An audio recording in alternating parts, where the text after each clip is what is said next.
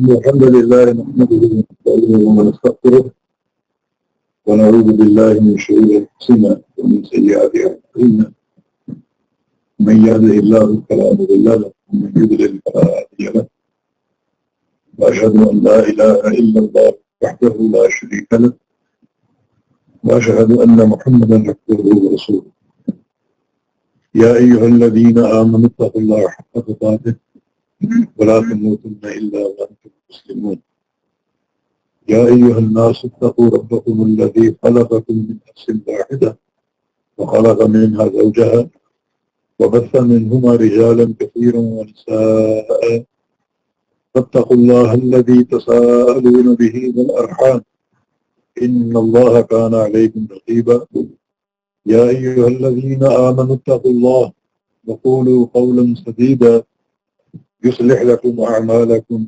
ويغفر لكم ذنوبكم ومن يطع الله ورسوله فقد فاز فوزا عظيما اللهم صل على محمد وعلى آل محمد كما صليت على إبراهيم وعلى آل إبراهيم إنك حميد مجيد اللهم بارك على محمد وعلى آل محمد كما باركت على إبراهيم وعلى آل إبراهيم إنك حميد مجيد أما بعد وقد قال الله سبحانه وتعالى بعد أعوذ بالله من الشيطان الرجيم من همزه ونفخه ونفثه بسم الله الرحمن الرحيم فاسألوا أهل الذكر إن كنتم لا تعلمون وقال رسول الله صلى الله تعالى عليه وسلم ألا سألوا إنما شفاء العي السؤال أو كما قال صلی اللہ علیہ وسلم۔ انتہائی قابل احترام سامعین حضرات، جہاں جہاں بھی دوست احباب ہماری یہ آواز سن رہے ہیں، سب کے لیے اسلام کا مبارک تحفہ السلام علیکم ورحمۃ اللہ وبرکاتہ۔ میں بالخصوص اپنے انتہائی فاضل بھائی اور دوست عمران سعید حفظہ اللہ کا شکریہ ادا کروں گا، جنہوں نے اس پورے پروگرام کا اہتمام کیا، مستقل نگرانی کی اور مجھ سے رابطہ رکھا، اور اسی مسلسل رابطے کی بنا پر یہ آج کی نشست ممکن ہو رہی ہے۔ اللہ پاک اس کا اجر ان کو عطا کرتے، اور اللہ رب العزت ہمیں دین حق کے تعلق سے جو صحیح اس پر چلنے کی توفیق دے اور اس کا صحیح فہم عطا فرما دے۔ رسول اللہ صلی اللہ علیہ وسلم کی حدیث ہے، من یرید اللہ بہ خیرا یفقہہ فی الدین، کہ اللہ رب العزت جس شخص کے ساتھ بھلائی کا فیصلہ فرماتا ہے، بھلائی کا ارادہ فرماتا ہے، اسے دین کی سمجھ عطا۔ یہ تفقہ فی الدین جو ہے اللہ تعالیٰ کی سب سے بڑی نعمت، جس شخص کو حاصل ہو اس کے ساتھ اللہ رب العزت کا ارادہ خیر، اور اللہ تعالیٰ جس کے ساتھ خیر کا ارادہ فرما لے یقیناً وہ بندہ کامیاب ہے، انتہائی نیک بخت ہے، خوش نصیب ہے، اور ہر مقام پر اس کی کامیابی اور اس کا ثبات علی الدین قائم رہے گا۔ یہ اللہ رب العزت کی بہت بڑی توفیق۔ اللہ تعالیٰ اس حدیث کی روشنی میں ہمیں تفقہ فی الدین کی توفیق۔ تفقہ فی الدین سے مراد یہ ہے کہ دین کو سمجھنا، جس کے لیے بہت سے طرق ہیں، مثلا اساتذہ سے پڑھنا، کتابوں کا مطالعہ، علماء کے دروس سننا، اور ایک طریق سوال و جواب کا بھی، جو آپ کے ذہن میں کوئی اشکال ہو، کوئی سوال پیدا ہو، اس کے جواب کے لیے علماء کے پاس جانا اور اس سوال کا جواب ان سے لینا، یہ بہت ہی اہم معاملہ ہے۔ صفوان بن عسال رضی اللہ تعالیٰ عنہ، نبی علیہ السلام کے صحابی، وہ چونکہ اکثر سفر میں رہتے تھے تو انہیں موضوع پر مسح کے تعلق سے نبی علیہ السلام سے کچھ باتیں معلوم کرتی تھی، بلکہ ایک ہی بات ان کی پیش نظر تھی کہ موضوع پر مسح کی مدت کیا ہے، کہ موضوع پہن لیے جائیں تو کب تک ان پر مسح کیا جا سکتا ہے۔ یہ سوال کرنے کے لیے نبی علیہ السلام کی خدمت میں حاضر ہوئے اور آ کر کہا کہ جئتو کا اطلب العلم، یا رسول اللہ صلی اللہ علیہ وسلم، میں آپ کی خدمت میں حاضر ہوا ہوں طلب علم کے لیے۔ یعنی ایک سوال کے لیے جانا یہ بھی طلب علم کا راستہ ہے۔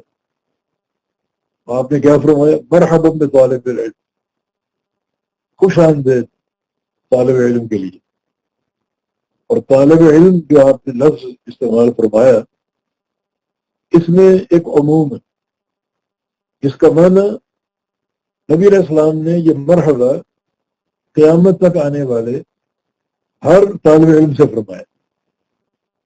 جس شخص کے دل میں، جس نوجوان کے دل میں فہم دین کی طلب و تڑپ ہو اور وہ فہم دین کے تعلق سے اور طلب علم کے لیے کسی عالم کے پاس جائے کہ جو بھی طرق ہیں طلب علم کے، ان میں سے کوئی طریق اختیار کر لے۔ آج کل یہ ٹیلی فون ہے اور بہت سے جدید ذرائع ہیں رابطے کے، وہ اختیار کر لے، وہ طالب علم میں شمار ہو، اور اس کے لیے اللہ کے پیارے پیغمبر کا مرحبا فرمانا، خوش آمدید فرمانا بہت بڑی یہ خوشخبری ہے۔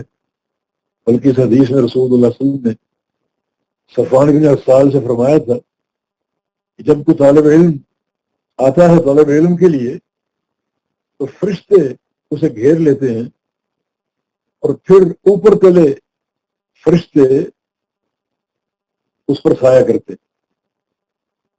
کتنی تعداد میں؟ حتی یبلغ الی السماء، جہاں وہ طالب علم بیٹھا ہے وہاں ایک فرشتہ، اوپر دوسرا، پھر تیسرا، پھر چوتھا، اور چلتے چلتے آسمان تک پہنچ جاتے۔ اتنی تعداد میں فرشتے اس کے ساتھ ہوتے ہیں، اس کا استقبال کرتے ہیں، اس سے اظہار محبت کرتے ہیں۔ یقیناً یہ تفقہ فی الدین اور طلب علم کا راستہ بڑا مبارک راستہ ہے، جس کے بہت سے وسائل اور اسالیب ہیں۔ ان میں سے کچھ لوگ سوال و جواب کا بھی ہے کہ آپ علماء سے پوچھیں، ان سے رابطہ کریں تاکہ دین کے حقائق آپ کے سامنے آتے جائیں اور فقہ فی الدین آپ کو حاصل ہوتی رہے۔ جیسے کہ نبی علیہ السلام کی حدیث ہے، من سلک طریقا یلتمس فیہ علما سہل اللہ لہ بہ طریقا الی الجنہ، کہ جو شخص ایک راہ پر چلے طلب علم کے لیے، اللہ تعالیٰ اس کا جنت کا راستہ آسان فرما دیتا ہے۔ اللہ تعالیٰ ان احادیث کے تناظر میں جو ہمارا تعلق بالعلم ہے اسے بابرکت بنا دے، اور جس فضیلت کا اور شرف کا ذکر ہے اللہ پاک کو ہمیں عطا۔ اللہ تعالیٰ کا ارشاد گرامی، فاسألوا اہل الذکر ان کنتم لا تعلمون، اگر تمہیں کسی چیز کا علم نہ ہو تو وہ پوچھو اہل ذکر سے۔ اہل ذکر کون ہے؟ یہ اہل القرآن والحدیث۔ ذکر کا اطلاق قرآن پر بھی اور حدیث پر بھی۔ تو اہل الذکر سے مراد اہل القرآن والحدیث۔ اس آیت کریمہ میں خاص طور پر دو باتیں قابل غور ہیں۔ ایک تو سوال کرنا اللہ کا امر ہے، اور سوال کرو، اور سوال کس سے کرو؟ اہل ذکر سے، ان لوگوں سے جو آپ کے سوال کا جواب اپنی رائے سے نہ دیں، کہ بزرگوں کی باتوں سے نہ دیں، بلکہ قرآن و حدیث کے علم سے دیں، کتاب و سنت کے حوالوں سے دیں۔ اہل ذکر، ورنہ اہل ذکر کی قید کا اور کوئی فائدہ نہیں.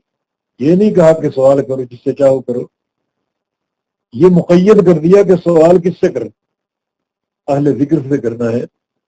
اور اہل ذکر اہل القرآن والحدیث ہیں، تو جو کتاب و سنت کی روشنی میں، قرآن و حدیث کی روشنی میں آپ کی رہنمائی کر سکیں، ان سے پوچھیں. اور ان کنتم لا تعلمون، یہ بھی ایک قید ہے. کب پوچھے؟ جب آپ کو علم نہ ہو. اگر علم ہو تو پھر سوال نہ کرو. بعض لوگوں کو علم ہوتا ہے لیکن وہ کسی عالم کو جانچنے کے لیے اور اپنا ایک علمی مستویٰ ان پر واضح کرنے کے لیے، یعنی ان کی منفی سوچ ہوتی ہے. تو اس نیت کے ساتھ سوال کرنا جائز نہیں ہے. اسی لیے پیغمبر علیہ السلام کی ایک حدیث ہے، نہا ان کثرت السؤال، کہ رسول اللہ صلی اللہ علیہ وسلم نے زیادہ سوالوں سے روکا ہے. تو سوال زیادہ نہ ہوں، محدود ہوں، اور ان کا تعلق بھی دین سے ہو، امور دین سے ہو، ایسے امور سے کہ جو عمل اور فہم عقیدہ میں معاون ہو. اور جن چیزوں کا تعلق ہی نہ ہو کوئی عمل سے، عقیدہ سے، اخروی نجات سے، وہ سوال نہ کیے جائیں. جیسے بعض لوگ آتے ہیں پوچھتے ہیں، جی موسیٰ علیہ السلام کی والدہ کا نام کیا تھا؟ اس کا کیا تعلق ہے آپ سے؟ یہ بات جادوگروں کی اختراع ہے، اور وہ اس قسم کی باتوں میں پڑھتے ہیں اور پھر لوگ اسی روش میں مبتلا ہو کر اس قسم کے سوال کرتے ہیں. اب وزن اعمال کا معاملہ ہے، قیامت کے دن اعمال تولے جائیں گے. تو آپ اگر سوال کریں تو ایسے سوال کریں جو وزن اعمال کے تعلق سے آپ کے لیے نفع بخشوں، اخروی کامیابی کا ذریعہ ہوں، ایسے امور ہوں جو آپ کی نیکیوں کے پلڑے کو بھاری کر دیں. مگر اس طرف بعض لوگوں کی توجہ نہیں ہوتی. جی وہ جو ترازو کے دو پلڑے ہیں وہ کس دھات کے بنے ہوئے ہوں گے، اور ان کا رخ کس طرف ہوگا؟ کیا ایک جنت کی طرف ایک جہنم کی طرف ہوگا؟ کیا وہ پلڑے سونے کے ہوں گے؟ اس قسم کے سوالات، ان کا کوئی فائدہ نہیں. اس تعلق سے یہ حدیث ہے رسول اللہ صلی اللہ علیہ وسلم کی کہ نہا عن کثرت السؤال، کہ زیادہ سوالوں سے آپ نے روکا. یعنی ایسے سوال جن میں اغلوطات ہوتے ہیں، جن میں سوچ منفی ہوتی ہے، جن میں بعض اوقات اپنی ایک علمیت کی دھاک قائم کرنا مقصود ہوتا ہے، یا بعض ایسے سوال ہوتے ہیں جو واقع نہیں ہوئے، جو عملی طور پر ظاہر ہی نہیں ہوئے.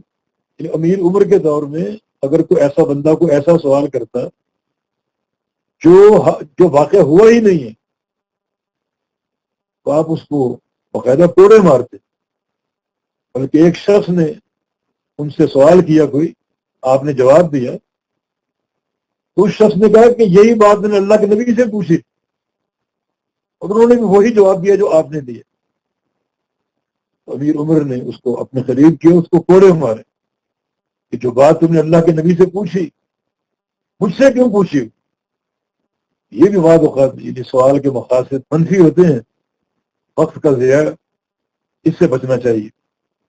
جیسے کتب فقہ میں ایک سوال اٹھایا گیا ہے کہ ایک شخص اگر فوت ہو جائے اور اس کی تکفین ہو، تدفین ہو، اور اس کی میراث تقسیم ہو جائے، اور اگر وہ دوبارہ زندہ ہو کر آ جائے تو اس میراث کا کیا حکم؟ ایسا کبھی ہوا؟ یہ سورج لوگوں نے عصر پڑھ لی، سورج ڈوب گیا، لوگوں نے مغرب پڑھ لی، اور سورج دوبارہ طلوع ہو جائے، ظاہر ہو جائے، تو مغرب کا کیا حکم؟ ایسا کبھی ہوا؟ اس قسم کے سوالوں کے تعلق سے نبی علیہ السلام کا یہ فرمان ہے. باقی اگر دین کا معاملہ ہو، فہم عقیدہ اور فہم عمل کا معاملہ ہو، اور لوگوں کے خیر خواہی کے امور کے تعلق سے ہو، وہ سوال یقیناً کرنے چاہیے اہل ذکر سے، علماء سے، تاکہ علمی تشنگی دور ہو، علمی سیرابی حاصل ہو، اور کتاب و سنت کے مسائل کا ادراک ہو، اور وہ تفقہ فی الدین جو اللہ تعالیٰ کا ارادہ خیر ہے وہ بندوں کو حاصل ہو۔ ہم آخر میں ایک واقعہ پیش کر کے اس بات کو ختم کرتے ہیں۔ ایک غزوہ میں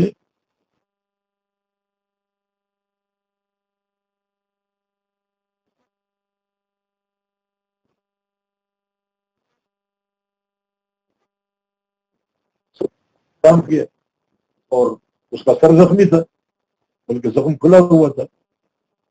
اس نے جو اس کے قریب کچھ شخص آئے، اس کا دوست سے پوچھا کہ غسل جنابت کی مجھے ضرورت ہے، اب میں کیا کروں؟ اس نے کہا غسل تو فرض ہے، تمہیں کرنا پڑے گا، اس کے بغیر کوئی چارہ کار ہی نہیں۔ اس نے غسل کر لی، کیونکہ اس کا سر کھلا ہوا تھا تو پانی اندر چلا گیا، اس سے اس کی موت واقع تھی۔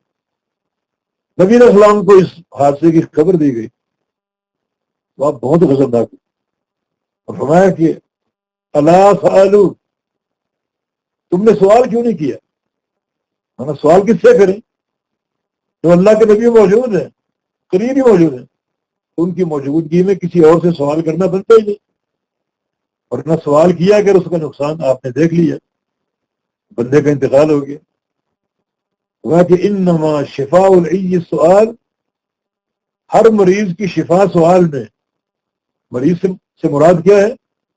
وہ شخص جس کو علمی قحط ہو، جس کو علمی کمی ہو، اس اعتبار سے وہ مریض اور بیمار ہو، تو اس کی تشفی اور اس کی شفا اور صحت سوال کرنے میں ہے، تاکہ وہ اہل ذکر سے سوال کر کے علمی فائدہ حاصل کر لے اور اس کا سبل دور ہو، اس کا اشکال دور ہو، اگر کوئی ذہنی خلل ہے وہ دور ہو جائے اور اس تک صحیح علم پہنچ جائے، اور وہ علم اس کے لیے فائدہ مند ہو، اس کے عمل کے لیے، اس کے عقیدے کے لیے۔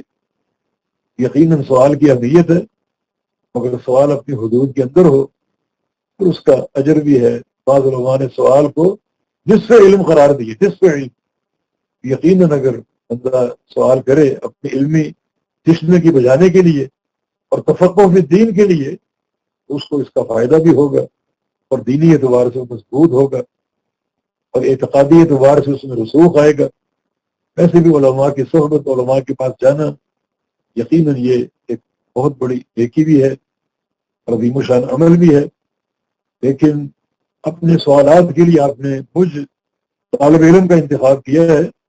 کاش یہ انتخاب کسی بڑے عالم کا ہوتا تاکہ ہم بھی وہ سوال سنتے اور اس عالم سے مستفید ہوتے۔ بارک اللہ فیکم، اللہ تعالیٰ ہمیں ہر مقام پر بابرکت بنائے، علمی نفع عطا فرما دے اور اس علم پر عمل کرنے کی توفیق عطا۔ بارک اللہ۔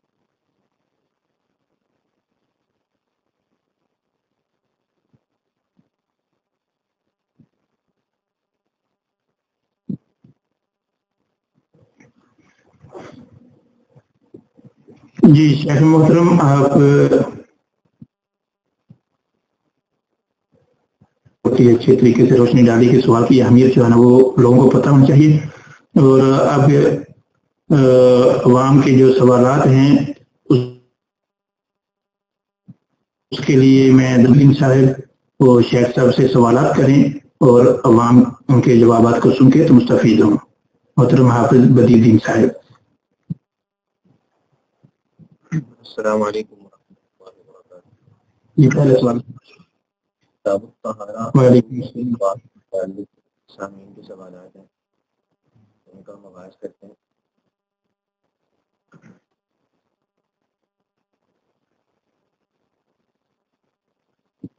پہلا سوال ہے، میمونہ بنت حارث رضی اللہ عنہا سے مروی حدیث کے حوالے سے ایک لفظ استعمال کیا گیا کہ عورت کے غسل والے برتن میں سے پانی لے کر مرد غسل کرنے کی ممانعت آئی ہے، اس کو مرد کو منع کیا گیا ہے، لیکن کہا گیا کہ وہ روایت مرجوح ہے۔ اور راجح اور مرجوح سے کیا مراد ہے، اور کیا یہ ناسخ اور منسوخ کے مترادف الفاظ ہیں؟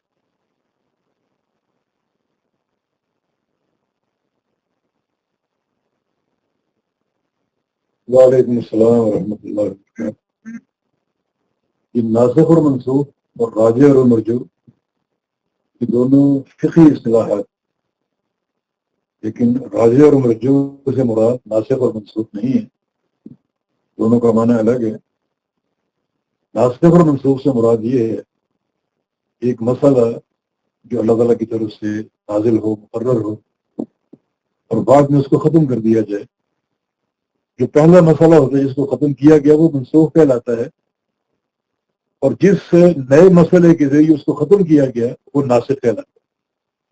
تو منسوخ بالکل معدوم ہو جاتا ہے اور ناسخ اس کی جگہ قائم ہو جاتا ہے۔ یہ ناسخ اور منسوخ ہے جو کتاب و سنت میں اس کی کئی مثالیں موجود ہیں، اور اللہ رب العزت کا فرمان بھی ہے ما ننسخ من آیۃ أو ننسها نأتی بخیر منها أو مثلها۔ تو یہ نسخ کا قاعدہ بالکل جاری ہے نبی علیہ السلام کے دور میں جب تک تنزیل وحی تھی۔ اور جہاں تک راجع اور مرجوع کی اصطلاح کا تعلق ہے تو راجع سے مراد ناسخ نہیں اور مرجوع سے مراد منسوخ نہیں، بلکہ راجع سے مراد وہ مسئلہ جو زیادہ افضل ہے، اور مرجوع سے مراد جو افضل سے کم درجے کا، جائز کے درجے تک۔ تو مرجوع جو ہے وہ جواز کی حد تک بنایا جا سکتا، اور راجع جو ہے جس کو ترجیح حاصل ہو وہ افضل جو ہے وہ قرار ہوتا ہے۔ تو اگر کوئی ایسی نوبت ہو، کوئی ایسا مقام ہو جہاں ایک دلیل راجع اور ایک مرجوع ہو تو راجع پر عمل کرنا افضل ہے اور مرجوع پر عمل کرنا جائز ہے۔ واللہ اعلم۔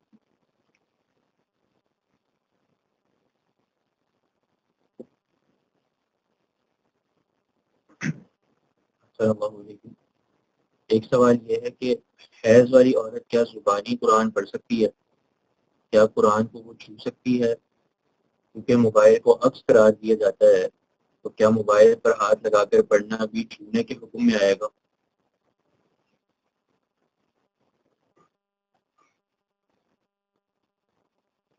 لیکن حیضہ کے لیے قرآن کی تلاوت کی اجازت نہیں ہے، الا عند الضرورہ، ضرورت کے تحت اس کے لیے جائز ہے۔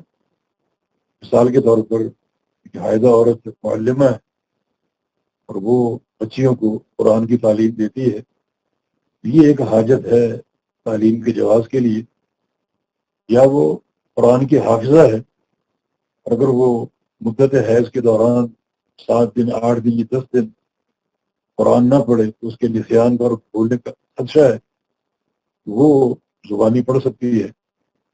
قرآن کو چھونا درست نہیں۔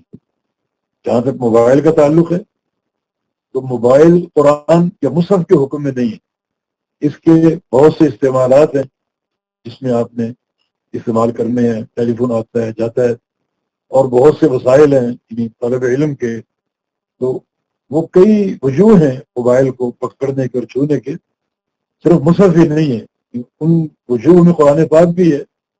تو موبائل تو چھو سکتی ہے، اور ضرورت کے وقت اگر موبائل سے نکال کر پڑھنا چاہے کسی مجبوری کے تحت، جس کی بعض مثالیں ہم نے دی، تو پھر یہ جواز کی حد تک۔ مصحف اور چیز ہے، موبائل اور چیز۔ مصحف خالص قرآن کا نام ہے، اور موبائل ایک ایسا آلہ ہے جو بہت سے اجزاء پر مشتمل، جن میں ایک اس میں قرآن پاک بھی جمع ہوتا ہے، اس کا حکم قرآن والا نہیں ہے۔ تو اگر عورت کو اضطرار ہو، مجبوری ہو قرآن یاد کرنے کی یا تعلیم کی، پھر موبائل سے وہ نکال کر تعلیم دے سکتی ہے اور پڑھ سکتی ہے، ان دس ضرور بس۔ اللہ اعلم۔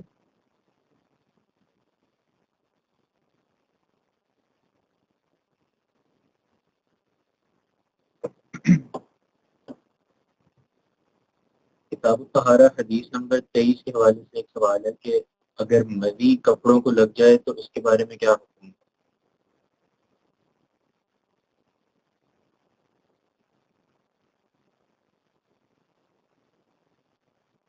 مزی یہ جسم سے ایک شرمگاہ کے راستے ایک پانی خارج ہوتا ہے، تھوڑا سا اس میں گاڑھا پن ہوتا ہے، اور عام طور پہ جب کوئی ایسی بات ہو جو شہوت کو تحریک دے، یا میاں بیوی آپس میں بیٹھیں کوئی ایسی بات کریں، یا کوئی یعنی جماع سے قبل جو ان کا میل ملاپ ہے، جسم کو ساتھ ملانا، یہ بوس و کنار، اس وقت یہ پانی خارج ہوتا ہے۔ تھوڑا سا گاڑھا پن ہوتا ہے اس میں، اور اکثر اس کے نکلنے کا پتہ نہیں ہوتا، احساس نہیں ہوتا. جس طرح منی کے خارج ہونے کا ایک احساس ہوتا ہے، جس کی منی خارج ہو تو مزی اس سے الگ ہے، مختلف ہے. اور مزی کا حکم یہ ہے کہ یہ ناپاک، اور اگر کپڑوں کو لگ جائے، جسم کو لگ جائے، تو اس کو باقاعدہ دھونا ضروری ہے، خشک ہو یا تر ہو. اگر یہ کپڑوں کو لگ جائے تو چونکہ یہ ناپاک ہے، اس کو دھونا ضروری ہے.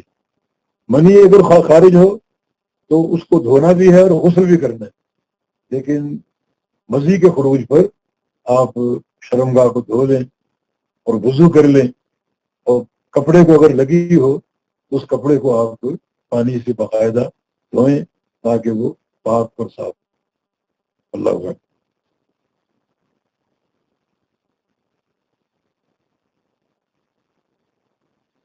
ایک سوال اسی والے سے کیا گیا کہ کیا لیکوریا مزی کی شکل ہے؟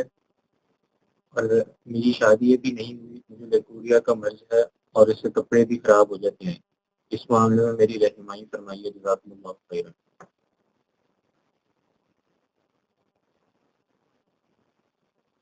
یہ بھی لیکوریا بھی ایک مزی کی شکل ہے جو عورتوں کو مرض لاحق ہوتا ہے، اور ایک تری ان کے کپڑوں تک پہنچتی رہتی ہے شرمگاہ کے راستے سے.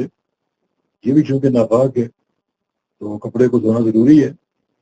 البتہ ایسی خاتون کو اگر یہ مرض کثرت سے لاحق ہے اور شدت سے لاحق ہے تو پھر وہ مستحاضہ والی حدیث پر اس کو سامنے رکھتے ہوئے عمل کر لے، اور وہ یہ ہے کہ وہ زیر جامہ کوئی چیز پہن لے تاکہ اگر لیکوریا خارج ہوتا ہے تو اندر کے لباس تک محدود رہے اور باہر کے لباس پر اثر انداز نہ ہو. تو اس صورت میں وہ عورت مشقت سے بچ سکتی ہے، وہ زیر جامہ کوئی چیز پہن لے اور اس کو ذرا سختی سے باندھ لے تاکہ وہ جو تری جو خارج ہوتی ہے باہر کے لباس کو نہ پہنچے اور وہ کپڑے اس کے پاک رہیں.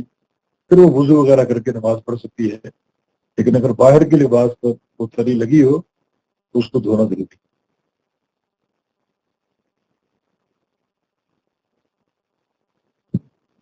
کیا شرمگاہ کو بغیر کپڑے کے ہاتھ لگانے سے وضو ٹوٹ جائے گا یا نہیں؟ کچھ لوگ کہتے ہیں کہ اس سے وضو نہیں ٹوٹتا. یہ مسئلہ اختلافی ہے، علماء کا اس میں اختلاف ہے. بہت سے اقوال ہمارے سامنے آتے ہیں. بعض علماء مطلقاً یعنی شرمگاہ کو چھونے سے وضو کے ٹوٹ جانے کے قائل، اور بعض قائل نہیں ہے مطلقاً. اور بعض کا قول یہ ہے کہ مقیداً وضو ٹوٹتا ہے. مثلا اگر شرمگاہ کو ہاتھ لگے اور بیچ میں کپڑا حائل ہو پھر وضو نہیں ٹوٹتا، کپڑا حائل نہ ہو تو پھر ٹوٹ ہی جاتا. یا پھر بعض لوگوں نے، بعض علماء نے یعنی شرمگاہ کو چھونا شہوت کے ساتھ، کپڑا حائل ہو یا نہ ہو، اسے ناقض وضو قرار دیا ہے، اس سے وضو ٹوٹ جاتا ہے. کیونکہ شہوت کے ساتھ چھونے سے یعنی مزید وغیرہ کے خروج کا ایک گمان یا اندیشہ ہوتا ہے. جیسے نیند ناقض وضو ہے، حالانکہ نیند ذات ہی وضو نہیں توڑتی، مگر انسان جب سو جاتا ہے تو اس کے اعضاء ڈھیلے پڑ جاتے ہیں اور اس کو یعنی کچھ علم نہیں ہوتا ہوا خارج ہوئی یا نہیں ہوئی، تو صرف نیند ہی کو ناقض وضو قرار دیا گیا. حالانکہ نیند ناقض وضو نہیں ہے، لیکن اس میں وضو ٹوٹنے کا اندیشہ ہے. اسی طرح اگر شہوت سے شرمگاہ کو چھو لیا تو اس سے وضو ٹوٹنے کا اندیشہ ہے کہ ہو سکتا ہے کوئی بزی وغیرہ خارج ہو جو کہ ناقض وضو ہوتی. اس میں یعنی جو ایک محتاط قول یہی ہے کہ اگر شرمگاہ کو چھوا بغیر حائل کے براہ راست چھوا تو وضو ٹوٹ جائے گا. جیسے کہ حدیث ہے بسرا بنت صفوان کی کہ مس ذکر یہ توضا، کہ جو اپنے شرمگاہ کو چھوئے وضو کرے. اور ایک حدیث طلق ابن علی کی جس میں اللہ کے نبی نے فرمایا کہ نہیں ٹوٹتا، تمہارے جسم کا ایک ٹکڑا ہی ہے وہ، جیسے ہاتھ ہے، پاؤں ہے، اس کا چھونا ناقض وضو نہیں ہے. اسی طرح اگر شرمگاہ کو چھو گے تو ناقض وضو نہیں ہے. تو ان حدیث میں تطبیق کی صورت موجود ہے، اور وہ یہی ہے کہ یا تو کپڑا حائل ہو، چھوا وضو نہیں ٹوٹے گا، اور کپڑا حائل نہ ہو وضو ٹوٹ جائے گا. اور یا پھر یہ کہ شہوت سے چھوا تو وضو ٹوٹ جائے گا، اور بغیر شہوت کے چھوا تو وضو نہیں ٹوٹے گا۔ اللہ اعلم۔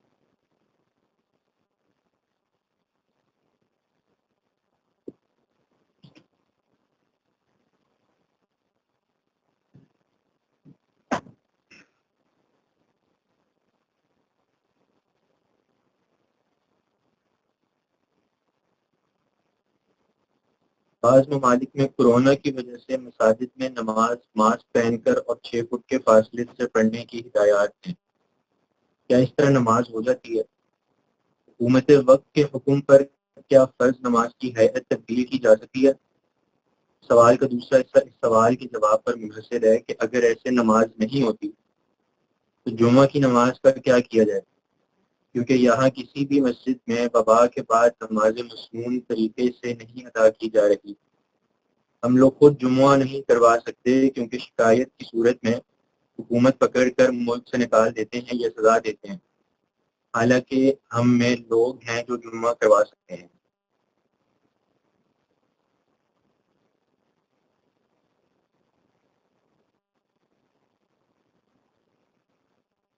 دیکھیں، یہ کورونا کی وبا جو پھیلی ہوئی ہے، اس پر سب سے گہری نظر حکومت وقت کی ہوتی ہے۔ ان کے پاس ہر شعبے کے لوگ ہوتے ہیں، متخصصین ہوتے ہیں، اسپیشل لوگ ہوتے ہیں جو ہر شعبے پر گورنمنٹ کی رہنمائی کرتے ہیں۔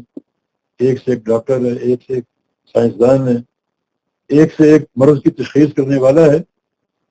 تو اس میں معتبر رائے علماء کی نہیں ہے، معتبر رائے حکومت وقت کی ہے، جس کی حقائق پر نظر گہری ہوتی ہے اور زمینی حقائق کو علماء سے زیادہ جانتے ہیں، امراض کے تعلق سے اور وبائی امور کے تعلق سے۔ اگر گورنمنٹ کہے کہ آپ مسجد میں آئیں تو ماسک پہن کر آئیں، نماز ماسک پہن کے پڑھیں اور 6 فٹ کا فاصلہ رکھیں، یقیناً گورنمنٹ کی یہ رائے قابل احترام ہوگی اس وبا سے ایک احتیاطی تدبیر اختیار کرنے کے لیے۔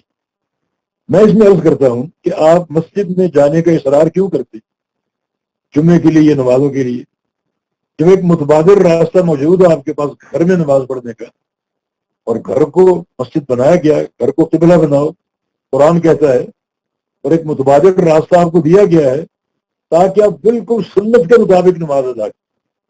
لیکن مساجد میں نماز ادا کرنے کی صورت میں بعض امور تبدیل کرنے پڑتے ہیں۔ جب متبادل راستہ موجود ہے گھر میں ادا کرنے کا، تو آپ نماز کو تبدیل کرنے کی بجائے گھر میں نماز پڑھیں اور جمعہ کا اہتمام بھی گھر میں کریں۔ گھر میں یقیناً 2 4 6 افراد تو ہوں گے، جمعے کا خطبہ دے سکتے ہیں، جمعے کی نماز کی جماعت آپ کر سکتے ہیں گھر میں، تو آپ وہ کر لیجیے۔ اگر جس میں علماء کے اختلاف ہے، بعض ظہر کی نماز ادا کرنے کا کہتے ہیں اور بعض جمعے کی نماز ادا کرنے کا کہتے ہیں، تو آپ جمعے کا دن ہے، جمعہ پڑھ لیجیے۔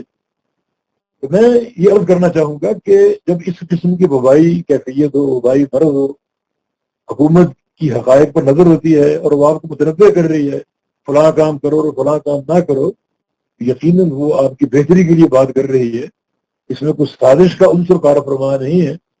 تو آپ حکومت کی بات کو مانیں، احتیاطی تدابیر اختیار کریں، اور مسجد میں جانے کی صورت میں آپ کو شکوہ ہے کہ بعض کام تبدیل کرنے پڑتے ہیں، تو مسجد میں جانے کا اصرار آپ کیوں کر رہے ہیں؟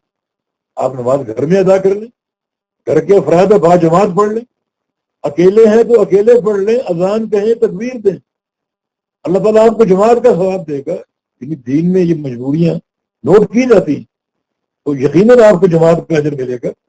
اس میں چونکہ ان معتبر رائے حکومت کی ہے، ان کے پاس ہر شعبے کے جو ہیں وہ اعلیٰ کوالیفائڈ اور تعلیم یافتہ لوگ موجود، اس میں علماء کی رائے پر نہ جائیں، گورنمنٹ کی رائے کو دیکھیں اور اس کو فالو کرنے کی کوشش کریں، اس کو اپنائیں، تاکہ کسی بھی مرض میں احتیاطی تدبیر جو ہے اس کو آپ اختیار کر سکیں اور جو وبا پھیلی ہوئی ہے اس سے اپنی حفاظت کر سکیں۔ اللہ تعالیٰ کا یہ فرمان بھی ہے کہ لا تلقوا بأيديكم إلى التهلكة، کہ اپنے ہاتھوں کو خامخواہ ہلاکت کی طرف مت ڈالو، بلکہ جو بھی ایک احتیاطی تدبیر ہے، خذوا حذرکم، احتیاط کو لازم قرار دو اور لازم پکڑو، تاکہ آپ اپنی احتیاط اختیار کر کے اپنی زندگی کی حفاظت کر سکیں۔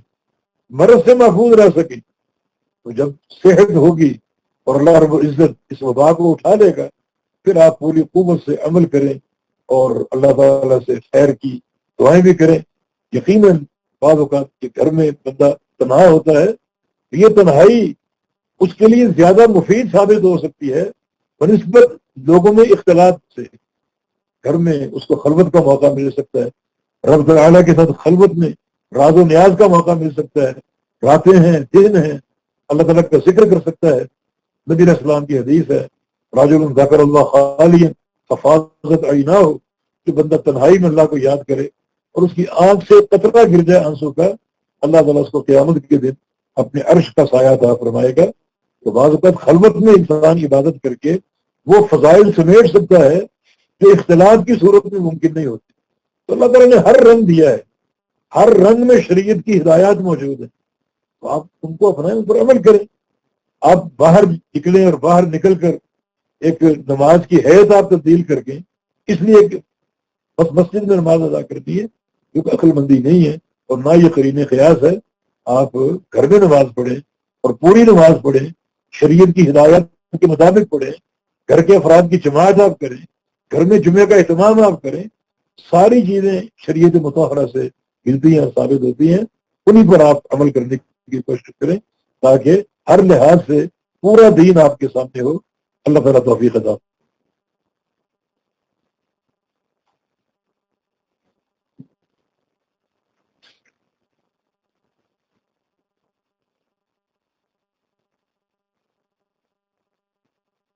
جب ہم 3 رکعت فطر 2 سلام سے پڑھیں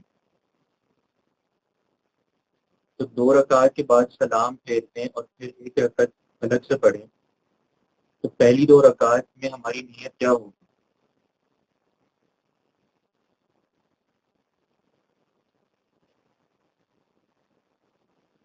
وطر کی 2 نوعیتیں ہیں.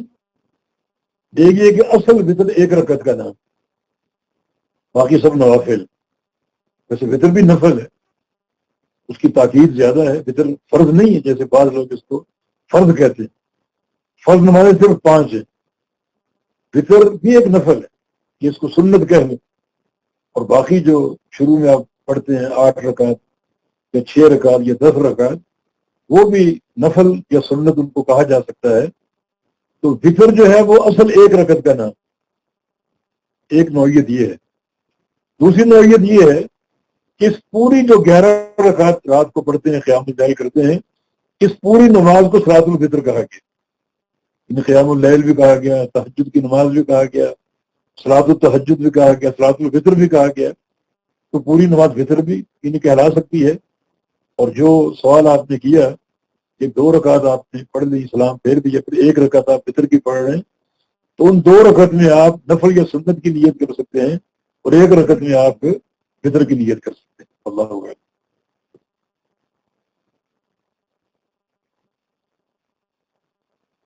وَهُوَ مَعَكُمْ أَيْنَمَا كُنْتُمْ, معیت سے کیا مراد ہے؟ ہم پہلے یہ سمجھتے رہے کہ اللہ رب العزت اپنے علم قدرت سے ہمارے ساتھ ہے, لیکن آج یہ بات علم میں آئی کہ اللہ ہمارے ساتھ ہے جیسے اس کی شان کے لائق ہے. علم قدرت الگ چیز ہے اور معیت الگ چیز ہے. بات سمجھانے کے لیے مثال کہ سورج کا بلند بھی ہونا اور ہمارے ساتھ بھی ہونا.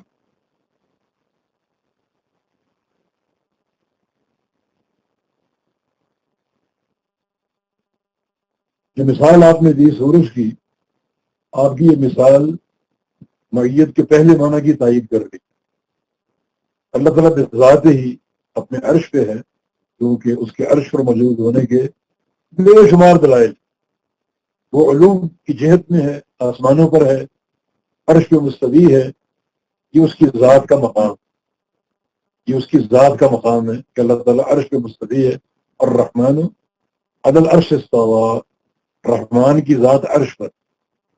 باقی جو نصوص معیت پر دلالت کرتے وہ معکم اینما کنتم, تم جہاں ہو اللہ تمہارے ساتھ ہے. یہ معیت کیا ہے؟ یہ معیت احاطہ, معیت نصرت, معیت ملک یا معیت قدرت, معیت علم یا سمع و بصر. اللہ تعالیٰ ایسا ساتھ ہے کہ تمہاری ہر بات سنتا ہے، ہر عمل کو دیکھتا ہے، تمہاری نصرت کرنے پر قادر ہے، تمہارا احاطہ کیے ہوئے ہے. تو ایک ہے اللہ تعالیٰ کی ذات اور ایک ہے اللہ تعالیٰ کی صفات. جو ذات ہی اللہ تعالیٰ عرش پر مستوی ہے اور اپنی ان صفات کے ساتھ اپنے بندوں کے ساتھ روزی دیتا ہے، ان کی باتوں کو سنتا ہے، ان کے احوال اور افعال کو دیکھتا ہے، ان کا احاطہ کیے ہوئے ہے، ان کی تدبیر فرماتا ہے اور پوری طرح ان کا مالک ہے. یہ سارے معیت کے معنی ہیں. جمہور علماء اسی معنی کی طرف گئے اور بعض علماء کی رائے یہ ہے کہ معیت میں بھی عام صفات کی طرف تفویض کی جائے. بس اللہ تعالیٰ سمیع، سننے والا، سنتا کیسے ہے؟ جیسے اس کی ذات کے لائق ہے. اللہ تعالیٰ عرش پر مستوی ہے، مستوی کیسے ہے؟ جیسے اللہ کی ذات کے لائق ہے. اسی طرح اللہ تعالیٰ دیکھتا ہے، دیکھتا کیسے ہے؟ جیسے اللہ کی ذات کے لائق ہے. اللہ تعالیٰ کے ہاتھ ہیں، 2 ہاتھ، کیسے ہیں؟ اس کی کیفیت ہم نہیں جانتے، جیسے اللہ کے لائق ہے. تو جس طرح ہر صفت میں تفویض ہے، کیفیت کی تفویض، اس طرح معیت بھی اللہ تعالیٰ کی صفت ہے. اس میں بھی تفویض کا یعنی پہلو اختیار کر لیا جائے کہ اللہ تعالیٰ فرما رہے میں تمہارے ساتھ ہوں. وہ ساتھ کیسے ہے؟ جیسا اس کے لائق ہے. یہ معنی بھی شرعی مقاصد کے خلاف نہیں ہے، لیکن جمہور علماء، محدثین، فقہاء اور مفسرین کا زیادہ رجحان اس پہلے معنی کی طرف ہے کہ اللہ تعالیٰ بذات ہی عرش پہ مستوی ہے اور بصفات ہی اپنے بندوں کے ساتھ ہے. معنی ان کی باتوں کو سنتا اور دیکھتا اور جانتا. انی معکم اسمع و ارا، اللہ تعالیٰ نے فرمایا تھا موسیٰ علیہ السلام کے بارے میں کہ میں تمہارے ساتھ ہوں، تمہاری باتوں کو سنتا اور دیکھتا ہوں. تو اسمع و ارا جو ہے یہ معیت کا معنی واضح کر رہے کہ ساتھ کیسے ہوں؟ اس طرح ہوں کہ تمہاری ایک ایک بات کو سن رہا ہوں اور تمہارے ایک ایک عمل کو دیکھ رہا ہوں. تو زیادہ رجحان اسی طرف علماء کا کہ اللہ تعالیٰ بذات ہی اپنے عرش پہ مستوی ہے اور بصفات ہی اپنی مخلوق کے ساتھ ہے. جیسے آپ نے سورج کی مثال دی، ایک ہے سورج کی ذات، ٹکیا اس کی، اور ایک ہے سورج کی دھوپ جو دنیا تک پہنچ رہی ہے. تو اس کی ذات تو اوپر ہے، اس کی ٹکیا سورج کی اوپر ہے، آسمانوں کی طرف ہے جو ہم کو نظر آتی ہے، لیکن اس کی دھوپ دنیا بھر میں پھیلی ہوئی ہے. جب مخلوق میں یہ صفت موجود ہے کہ ذات اوپر ہو اور اس کی کوئی صفت نیچے ہو، ساری کائنات میں ہو، تو اللہ تعالیٰ تو خالق ہے. تو اس کی ذات عرش پہ مستوی ہے جیسا کہ اس نے خبر دی، اور اس کی یہ صفات، اس کا علم، اس کی قدرت، اس کا احاطہ، اس کا سمع، اس کا بصر ہر مخلوق کے ساتھ ہے، ہر مقام پر موجود ہے. یہ زیادہ رجحان اس طرف علماء کا ہے. فضل کا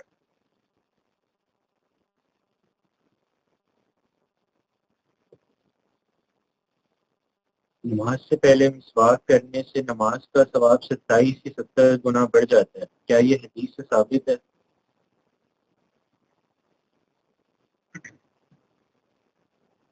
یہ مسند احمد کی حدیث ہے کہ مسواک کر کے نماز پڑھی جائے تو اس نماز کا ثواب 70 گنا بڑھ جاتا ہے. بغیر مسواک کے اگر نماز پڑھی تو گویا وہ ایک نماز ہے، اور مسواک کے ساتھ پڑھی تو 70 نمازیں آپ نے ادا کی، وہ ثواب 70 نمازوں کے برابر ہو جائے گا. مگر یہ حدیث سخت ترین ضعیف ہے، بلکہ یحییٰ بن معین کا قول ہے کہ انہ حدیث باطل، یہ حدیث باطل ہے. امام نووی رحمہ اللہ نے بھی اس کی بعض اسانید کی طرف اشارہ کیا، فرمایا کہ ہر سند میں ضعف، ایسا ضعف کہ جس کا اجتماع حدیث کو ترقی نہیں دے سکتا، لہٰذا یہ حدیث قابل قبول نہیں ہے اور سخت ترین ضعیف ہے.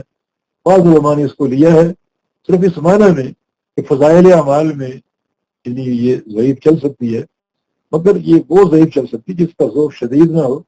اس کی اپنی شرائط اور اپنا یعنی علماء نے اس کے لیے کچھ جو ہیں وہ چیزیں بیان کی ہیں، لیکن یہ حدیث جو ہے اس کو علماء اور محدثین نے سخت ترین ضعیف قرار دیا ہے. لہذا مسواک کے تعلق سے جو صحیح فضیلتیں موجود ہیں وہ آپ بیان کریں. نبی علیہ السلام کی حدیث ہے السواک مطہرۃ للفم مرضاۃ للرب، کہ مسواک کرنے سے منہ صاف اور پاکیزہ ہوتا ہے اور رب کی رضا حاصل ہوتی ہے. کتنی بڑی نعمت ہے، آپ ایک عمل کریں رب تعالیٰ آپ سے راضی ہو جائے، اور پھر جب منہ پاکیزہ ہوگا تو پاکیزہ منہ سے آپ نماز میں داخل ہوں گے.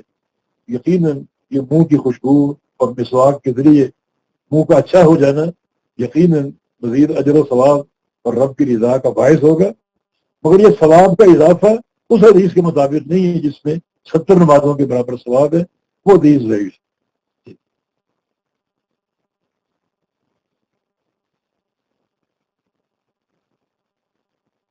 سوال ہے کہ بغل اور زیر ناف بالوں کے کاٹنے کی آخری حد کیا ہے، اور دوسرا یہ کہ جسم کے دیگر بالوں جیسے سینے یا ہاتھ پاؤں وغیرہ کے بالوں کے کاٹنے کا کیا حکم ہے۔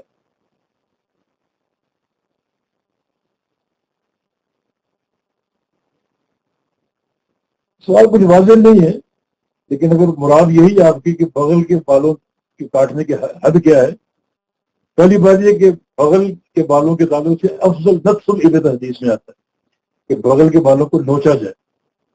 نوچے جانے کا فائدہ یہ ہے کہ ایک وقت آئے گا سارے بال ختم ہو جائیں گے، پھر نوچنے اور کاٹنے کی زحمت نہیں ہوگی، لیکن اس کو کاٹیں گے تو کاٹنا جائز ہے۔ اب یہ انسان اپنی بغل کو اٹھائے تو بغل میں جو بال نظر آتے ہیں، یعنی جب بغل کو وہ سمیٹتا ہے تو کندھے کے نچلے حصے سے لے کر اور جہاں سے اس کا سینہ شروع ہوتا ہے یا ایک بغل کی حد ختم ہوتی ہے، وہاں تک جو بال ہیں ان کو وہ کاٹ سکتا ہے۔ اس طرح زیر ناف کے بال ہیں، تو چونکہ زیر ناف ہے، یہ ناف کے نیچے سے لے کر اور شرمگاہ اور اس کی اطراف میں جو بال ہیں ان سب کو کاٹنا ضروری ہے، کہ امور فطرت میں سے ہے، اور یہ یعنی فرض میں داخل اور شامل ہے۔ نبی صلی اللہ علیہ وسلم اور صحابہ کی سنت ہر ہفتے ان بالوں کو کاٹنے کی ہے، اور اس سے زیادہ انہیں اگر انسان رکھے وہ بال یہ کراہت کے درجے کو پہنچتے ہیں، وہ زیادہ جائز ہے، لیکن بعض حدیث نے 40 دن کا اشارہ دیا ہے، اس سے اوپر جائز نہیں ہے، ورنہ پھر وہ نجاست ہو جائے گی۔ تو حد سے اگر آپ کی یہی مراد ہے جو ہم سمجھے ہیں، تو پھر جو زیر ناف کے بال ہیں، ناف کے نیچے سے لے کر اور شرم باغ کی اطراف تک پورے بالوں کو کاٹنا، اور جو بغل کے بال ہیں وہ بغل کا جو حصہ معروف ہے ان معاشرے میں، اس حصے میں جو بال انسان کے پیدا ہوتے ہیں ان کو کاٹنا یہ ضروری ہے۔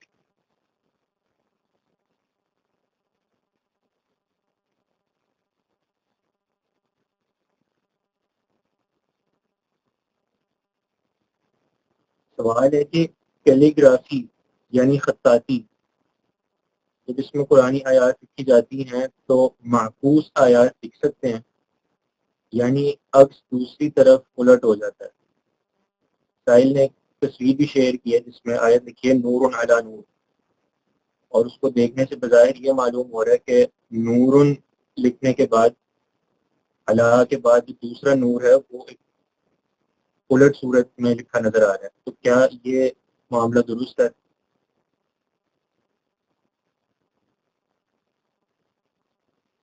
یہ معاملہ درست نہیں ہے۔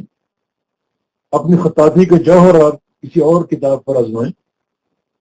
قرآن حکیم یا نبی علیہ السلام کے فرامین کی خطاطی بالکل واضح ہونی چاہیے اور بالکل نظر آئے، اس کو پڑھنا آسان ہو کسی غلطی کے بغیر۔ اور اگر آپ اس کو اپنی خطاطی کے جواہر کی نظر کر دیں گے اور اپنی خطاطی کا بھرم لوگوں پر قائم کریں گے، اور لوگ پڑھ سکے یا نہ پڑھ سکے، یا پڑھے تو غلط پڑھیں، اس کا وبال آپ پر ہو سکتا ہے۔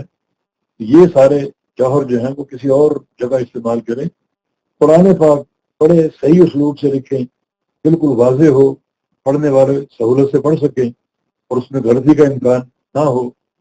تو یہ قرآن کے لکھنے کا ادب، اس میں اگر آپ تاخیر پیدا کریں اور پیچیدگی پیدا کریں اور اپنے فن کے جوہر سونے کی کوشش کریں، خواہ لوگ پڑھ پائیں یا نہ پڑھ پائیں، یہ آپ پر وبال ہو سکتا ہے۔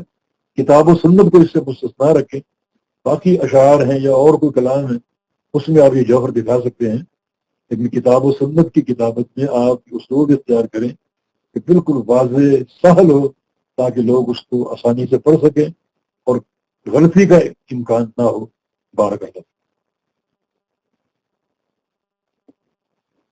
آج کل کی نوجوان نسل جو طریقہ غسل سے نا واقف ہے، کیا ان کا عام طریقے سے نہانا کافی ہوگا اور ان کی نمازیں ہو جائیں گی اس طرح؟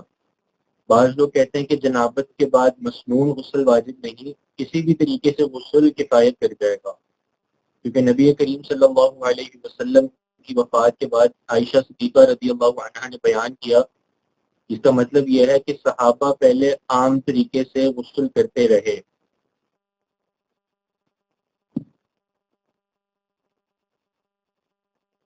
پہلی بات تو یہ ہے کہ جو نوجوان نسل ہے انہیں غسل کا طریقہ سمجھانا چاہیے، غسل کے آداب بتانے چاہیے. یہ زندگی کا اہم حصہ ہے. خاص طور جب شادی ہو جائے تو شادی کے بعد اس غسل کی بار بار حاجت ہوتی ہے، ضرورت ہوتی ہے. اور اگر طریقہ معلوم نہ ہو، اس کے آداب معلوم نہ ہو، یہ بہت بڑا ایک خلل ہے. اب جن نوجوانوں کو اس کا علم نہیں ہے، کیوں نہیں ہے وہ علم حاصل کریں. جب وہ دنیا کی زندگی کے ڈھنگ، مشکل سے مشکل امور سمجھتے ہیں اور سمجھ کے مطابق وہ کام انجام دینے کی کوشش کرتے ہیں، تو غسل کا طریقہ کیوں نہیں معلوم کیا. اب وہ یعنی زندگی جو اس طریقے کے بغیر ان کی گزر گئی وہ قابل معافی ہے. اللہ رب العزت نے یعنی صاحب نسیان اور عدم علم، یعنی کسی چیز کا علم نہیں اور آپ وہ کام کر گئے، اس کو معاف کر دی. اور جس کام پہ آپ کو مجبور کیا جائے اور مجبوراً کرنا پڑے، اللہ نے اس کو معاف کر دی. تو لیکن ہمیں چاہیے کہ اپنے معاشرے میں ارد گرد کے اپنے خاندان میں خاص طور پہ نوجوانوں کو باقاعدہ غسل کی تعلیم دیں. عام غسل اور ہے، غسل جنابت اور ہے. اس کا باقاعدہ طریقہ معلوم ہونا چاہیے کہ جب انسان غسل شروع کرے تو سب سے پہلے نیت کا مسئلہ ہے. اس کے دل میں یہ بات موجود ہو، نیت موجود ہو کہ وہ غسل جنابت کر رہا ہے اور جنابت سے طہارت حاصل کر رہا ہے. اس کے بعد ہاتھوں کا دھونا، شرمگاہ کا بائیں ہاتھ سے مل کر دھونا، اور پھر جو ہے اپنے یعنی وضو کرنا. وضو کی دو صورتیں ہیں، یا تو مکمل وضو کر لیں، پاؤں بھی دھو لیں، یا پھر پاؤں چھوڑ دیں اور باقی پھر غسل کر لیں. جس کا طریقہ یہ کہ اپنے سر پہ 3 دفعہ پانی ڈال لیں اور اپنی انگلیوں سے یعنی بالوں تک کو رگڑیں آپ اچھی طرح، تاکہ یقین ہو جائے کہ سر کے ہر حصے میں پانی پہنچ چکا ہے. اس کے بعد دائیں طرف پانی کو دے لیں اور پھر بائیں طرف دے لیں اور پورے بدن کو آپ جو ہے وہ دھو ڈالیں. اور پھر اگر پاؤں نہیں دھوئے تو آخر میں پاؤں دھو لیں جگہ کو تبدیل کر کے. یہ طریقہ غسل ہے پورا جو اللہ کے نبی فرمایا کرتے تھے جنابت کا. یہ آسان بات ہے، اس کو نوجوانوں کو بٹھا کر شادی سے پہلے خاص طور پہ یعنی ان کو سمجھائیں، تاکہ ایک اہم چیز جو ان کی زندگی میں شروع ہونے والی ہے وہ سنت کے مطابق ادا ہو، اس میں کسی قسم کی غلطی نہ ہو. اللہ اکبر.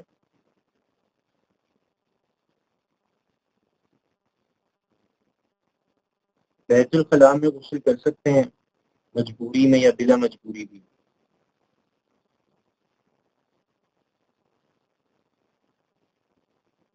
جی ہاں، بیت الخلاء میں غسل کر سکتے ہیں، مجبوری ہو یا نہ ہو.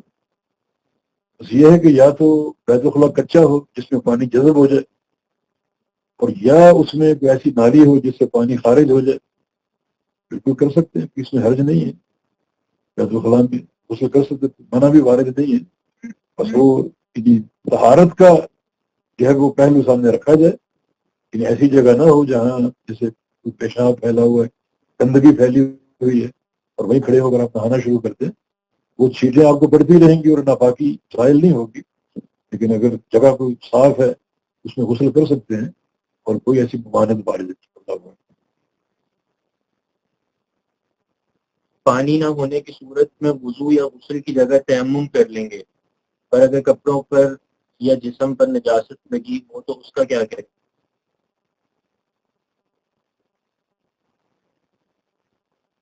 اس نجاست کو ظاہر کرنے کے بہت سے طریقے ہیں. جیسے کوئی مٹی ہے اس سے آپ رگڑ لیجیے. جب آپ نے مٹی سے تیمم کر لیا، بلکہ غسل جنابت تک کے لیے آپ نے تیمم کر لیا، جو نجاست کپڑے پر لگی ہے یا جسم پر لگی ہے تو آپ مٹی سے مل کر اس کو صاف کر سکتے ہیں. اللہ تعالیٰ کسی انسان کو اس کی طاقت سے بڑھ کر تکلیف نہیں دیتا. جو آپ کی وسعت میں ہو اس نجاست کو دور کرنے کے لیے، اصل چیز تو پانی ہے، وہ ہے نہیں. تو پھر جو بھی چیز آپ کو میسر آئے جس کو رگڑنے سے نجاست ختم ہو جائے کہ اس کا نشان مٹ جائے، وہ آپ استعمال کر لیں. وہ کپڑا اور جسم آپ کا انشاءاللہ پاک ہو جائے گا. ہاں، جب پانی مل جائے تو پھر آپ پانی سے دھو کر صفائی اور طہارت حاصل کر لیجیے.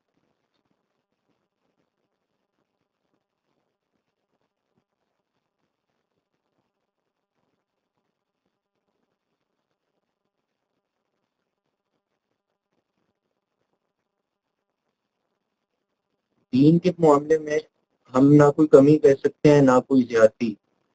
وضو کی احادیث میں ذکر آیا ہے کہ ابو ہریرہ رضی اللہ عنہ اپنے بازو کونیوں سے اوپر تک دھوتے تھے، تو کیا یہ ان کا ایسا کرنا درست عمل ہے؟ جیسے آج کل گردن کا مسح بھی لوگ کرتے ہیں، تو کیا اس پر ابو ہریرہ رضی اللہ عنہ کے عمل سے دلیل لی جا سکتی ہے؟ وضاحت فرما دے بارک اللہ فیک۔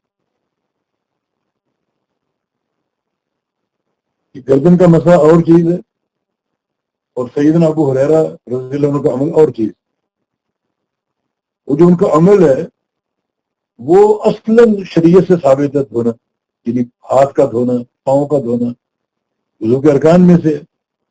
اب دھونے کی مقدار اگر بڑھا لے تو یہ وہ چیز نہیں جو گردن کے مسئلے کے حوالے سے آپ نے کی ہے، کیونکہ نبی علیہ السلام نے فرمایا کہ من اراد ان یطیل غرۃ فلیفعل، جو اپنی اس چمک کو اور لمبا کرنا چاہے وہ کر سکتا ہے، ان ہاتھوں کو دھونا کوئی نہیں ہوتا۔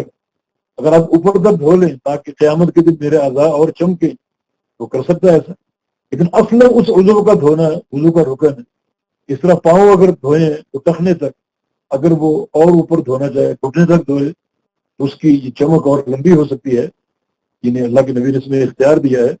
یہ جو ابو ہریرہ کا عمل ہے وہ نیا نہیں ہے، بلکہ وہ عمل اصلاً ثابت ہے۔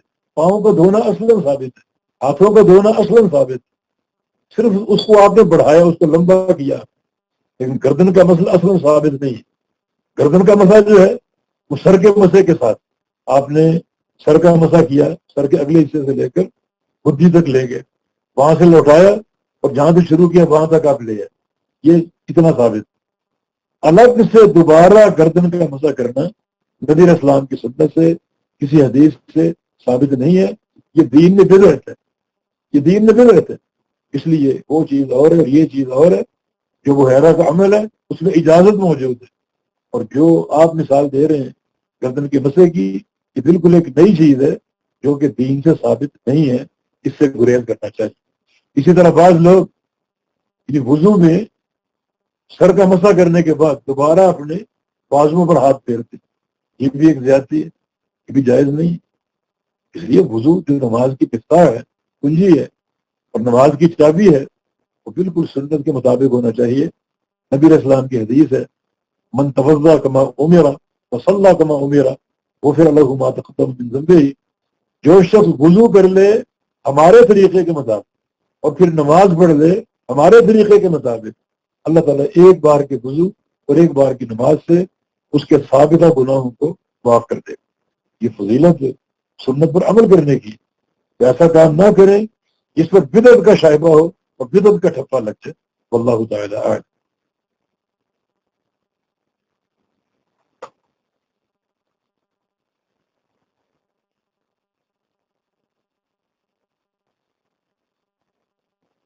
کیا کتے کو ہاتھ لگانے سے اس شخص کو 6 بار ہاتھ دھونا ضروری ہے؟ اور کیا کتے کی صرف تھوک نجس ہے؟ اور اگر کتا دودھ وغیرہ میں منہ لگا دے اور دودھ کئی لیٹر ہو تو دودھ پی سکتے ہیں؟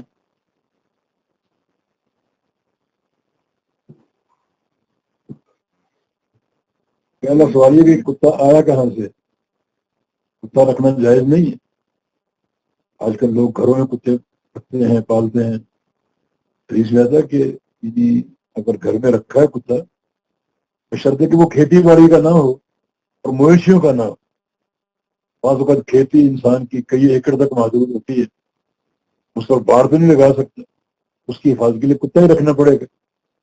اور فقط مویشی زیادہ ہوتے ہیں، مثلا بکرے ہیں، گائے ہیں، بھینسیں ہیں، سینکڑوں کی تعداد، اس کو کور کرنا انسان کے لیے مشکل ہے، وہ کتا رکھے گا اپنے ریوڑ کی حفاظت کے لیے۔ ان 2 صورتوں کے لیے کتا رکھنا جائز ہے، باقی جائز نہیں ہے۔ شکاری کتے کا حکم الگ ہے۔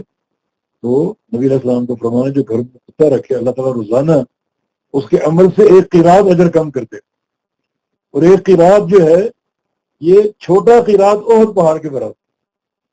اتنی نیکیاں ہم کرتے ہیں کہ روزانہ احد پہاڑ کے برابر نیکیاں ہم سے چھین لی جائیں، یہ ہم برداشت کر سکتے ہیں، اس کے متحمل ہو سکتے ہیں؟ ہرگز۔ کتے کے جسم کو ہاتھ لگ جائے تو ہاتھ کو 7 دفعہ دھونا یہ ضروری نہیں۔ کہ نبی علیہ السلام نے حکم دیا وہ صرف اس کے لعاب کے بارے میں کہ کتا کسی برتن میں منہ ڈال دے، اس برتن کو آپ نے 7 دفعہ دو.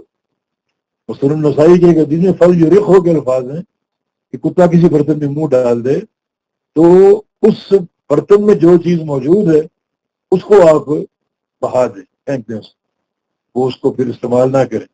پانی ہے یا دودھ ہے اگر وہ موجود ہے اس کو آپ بہا دیں اور پھر برتن کو 7 دفعہ دھوئیں. ایک بار مٹی سے دھوئیں تو اس طرح وہ برتن پاک ہو جائے گا. اس کو بہانے کا بھی حکم، لہٰذا دودھ جتنا بھی ہو اور کتے نے منہ ڈال دیا تو اس دودھ کو پھینکنا ضروری ہے نبی علیہ السلام کے اس فرمان کی روشنی میں. تو یہ حکم اس کے لعاب اور اس کے منہ کے بارے میں، باقی جسم کے بارے میں نہیں ہے.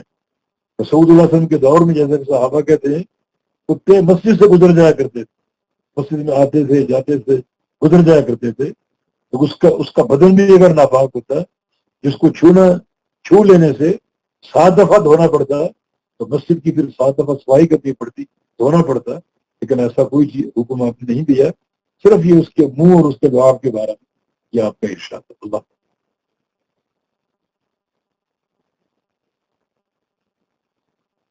کے سوالات میں بہت زیادہ موصول ہو رہے ہیں اور وقت بھی کچھ قلیل ہے، اس وجہ سے صرف موضوع سے متعلق چند سوالات اور کر لیتے ہیں، اور موضوع کے علاوہ جو سوالات ہیں اس کے لیے انشاءاللہ ہم تو الگ نشست رکھیں گے جس میں اور سوالات کر لیے جائیں گے. تو ایک سوال وہ یہ ہے کہ جنابت کے غسل میں شیخ نے بتایا کہ سر کا مسا نہیں ہے، مگر جب ہم پہلے وضو کرتے ہیں تو سر کا مسا کیسے چھوڑیں، یعنی اس وقت وضو میں سر کا مسا کرنا ہے یا نہیں؟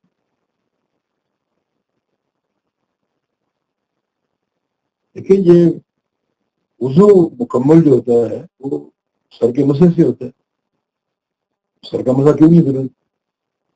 ممکن ہے یعنی شیخ کی مراد یہ ہو کہ اگر وضو یعنی آپ غسل کے بعد کریں کیونکہ سر آپ کا بھیگا ہوا ہے تو مسے کی ضرورت نہیں ہے. وہ تو پھر منہ بھی بھیگا ہوا ہے، ہاتھ بھی بھیگے ہوئے، پاؤں بھی بھیگے ہوئے، ان کو بھی دھونا ضروری نہیں. لیکن یہ بات فقہا نے لکھا ہے کہ اگر پورا جسم آپ نے دھو لیا، اسے وضو کے اعضاء بھی بھیگ گئے تو وضو آپ کا ہو جائے. ہم اس سے متفق نہیں. وضو ایک مستقل عبادت ہے. نبی علیہ السلام کا فرمان ہے کہ انما الاعمال بالنیات، کہ سارا جو عمل کی صحت کا دار و مدار ہے وہ نیت پر ہے. اگر آپ صرف پورے بدن کو بھگو لیں اور سمجھیں کہ اس میں وضو بھی آ گیا، یہ نہیں. وضو ایک مستقل عمل ہے اور مستقل نیت کے ساتھ، لہٰذا اس میں سر کا مسا بھی ہے، ہاتھوں کا دھونا، پاؤں کا دھونا، یہ تمام چیزیں اس میں شامل ہیں. اسی سے وضو مکمل ہوگا. اللہ پاک. اگر کسی کی جسمانی کمزوری بہت ہو، سردی سے بیمار ہونے کا خدشہ ہو، تو غسل جنابت تیمم کر کے ادا ہوگا؟ یہی سوال ایک معذور شخص نے بھی کیا ہے جو کہ بیمار بھی رہتا ہے اور کشمیر کے ٹھنڈے علاقے میں رہتا ہے.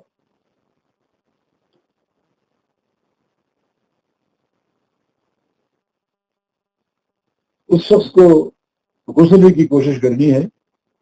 اگر ٹھنڈا علاقہ ہے اور پانی بھی ٹھنڈا ہے تو وہ پانی گرم کر لے. گرم کرنے کے آج کل بے شمار آلات موجود ہیں. وہ گھر میں گیزر کا استعمال کر سکتا ہے کہ چولہے پر پانی گرم کیا جا سکتا ہے. وہ اس طرح کر لے تاکہ غسل کر کے اپنے آپ کو پاک صاف کر لے. لیکن اگر کوئی اس کو انتظام میسر نہیں ہے، سردی بھی شدت کی ہے اور پانی بھی شدید ٹھنڈا ہے اور گرم کرنے کے اس کے پاس آلات یا مواقع بھی نہیں ہے، لا یکلف اللہ نفسا الا وسعها، اللہ تعالیٰ کسی شخص کو اس کی طاقت سے بڑھ کر تکلیف نہیں دیتا، پھر وہ یہ تیمم کر لے. کیونکہ تیمم کے جو جواز کے وہ 2 صورتیں ہیں. ایک یہ کہ پانی موجود نہ، دوسرا یہ کہ پانی تو موجود ہے لیکن مرض کی شدت پانی کے استعمال سے رکاوٹ بنتی ہو تو پھر پانی کا استعمال نہ کرے، تیمم کرے. یا پھر وہ ایک قصہ ہم نے پڑھا جاہز کا کہ وہ ایک دریا کے کنارے بیٹھا ہوا اور سامنے ایک شخص بار بار ڈبکیاں لگا رہا تھا دریا اور گنتا جا رہا. ایک غوطہ لگایا، ایک دوسرا غوطہ لگایا، 2 تیسرا لگایا، 3، اس طرح وہ 26-27 دفعہ گن گیا. تو جانے لگا تو جاہد نے پوچھا اس سے کہ یہ تم نے کیا کیے؟ ڈبکیاں لگا کر گنتے جا رہے تھے. تو کہتا ہے یہ جنابات الشتاء اخذی حادث ہے، یہ موسم سرما کے غسل میں نے جمع کیے ہوئے تھے جن کی قضا میں گرمیوں میں دے رہا ہوں، کہ جو سردیوں میں جو غسل میں نے کرنے تھے اور پانی کی ٹھنڈک کی بنا پر نہیں کر سکا، میں وہ گنتا رہا، لکھتا رہا، اب وہ گرمیوں میں ان کی قضا دے رہا ہوں۔ یہ بات تو غلط ہے۔ تو اصل چیز ہے غسل کرنا، پانی کا اہتمام کرے، ٹھنڈا پانی اگر مضر ہے تو گرم پانی کر لے، اگر اس کا بھی امکان نہیں ہے، حالانکہ ہونا چاہیے، پھر اللہ تعالیٰ کسی نفس کو اس کی طاقت سے بڑھ کر تکلیف نہیں دیتا۔ اور تیمم کے اسباب میں سے ایک یہ ہے کہ پانی نہ ہو یا پانی ہو مگر اس کے استعمال کی اس کی صحت اور طبیعت اجازت نہ دیتی۔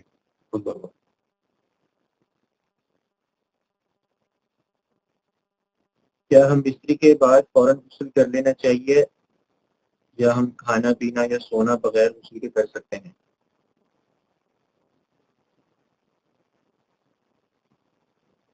ہم بستری کے فوراً بعد غسل کرنا فرض نہیں ہے، غسل کو آپ مؤخر کر سکتے ہیں، جیسے فجر کی نماز تک، یا رمضان ہے تو سحری تک مؤخر کر سکتے ہیں۔ باقی رہا کھانا پینا اور سونا، تو کھانا پینا بھی جائز ہے، سونا بھی جائز ہے، مگر پہلے وضو کر لیا جائے۔ یعنی اگر آپ غسل نہیں کرنا چاہ رہے، بعد میں کرنا چاہ رہے ہیں اور سونا چاہ رہے ہیں تو سونے سے پہلے وضو کر لیں، کچھ کھانا پینا چاہ رہے ہیں تو اس سے پہلے بھی آپ وضو کر لیں، پھر آپ کھا سکتے ہیں۔ باقی غسل مؤخر کرنا جائز۔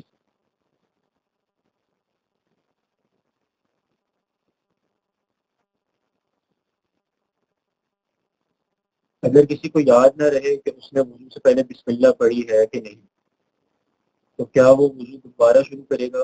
عموماً وہ بسم اللہ پڑھتا ہے لیکن کبھی کبھی یاد نہیں رہتا۔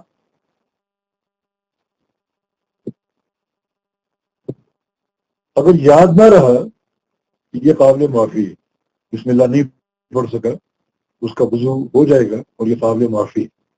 لیکن اگر یاد ہے اور جان بوجھ کے اس نے بسم اللہ نہیں پڑھی پھر اس کا وضو نہیں ہوگا۔ تو اگر بھول ہو گئی، بھول چوک شریعت میں معاف ہے، سہو اور نسیان یہ سب چیزیں معاف ہے اللہ تعالیٰ کی طرف سے، اور یہی ہمارے دین کی ایک فطرتی حسن ہے کہ بندوں پر وہ تکلیف نہیں ہے جس کی ان میں طاقت نہ ہو۔ ایک چیز یاد ہی نہ رہی، اس کا عمد اس میں شامل نہیں ہے اور اس نے جان بوجھ کے نہیں چھوڑا، یاد ہی نہ رہی، اس کا وضو ہو جائے گا۔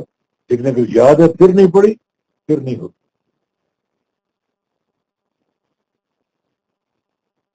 اٹیچ باتھ روم میں وضو سے پہلے بسم اللہ کب پڑھی جائے؟ اور نہانے کے بعد کیا وضو کرنا ضروری ہے؟ نہاتے ہوئے وضو آخر میں کرنا چاہیے یا نہانے سے پہلے؟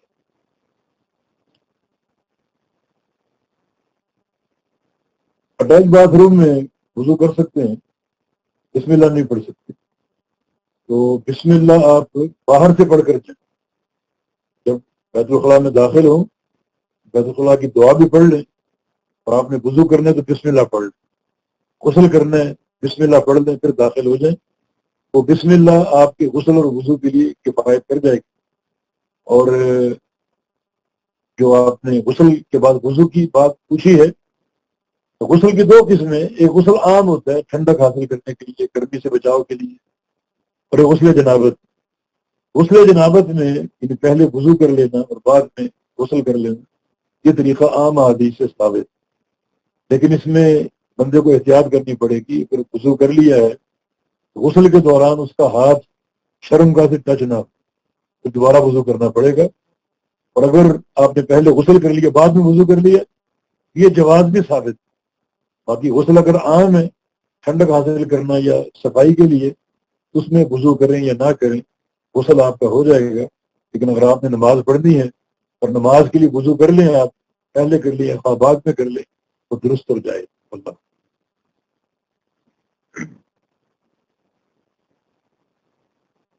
کتاب الطہارت کی حدیث نمبر 7 کے حوالے سے سوالات ہیں۔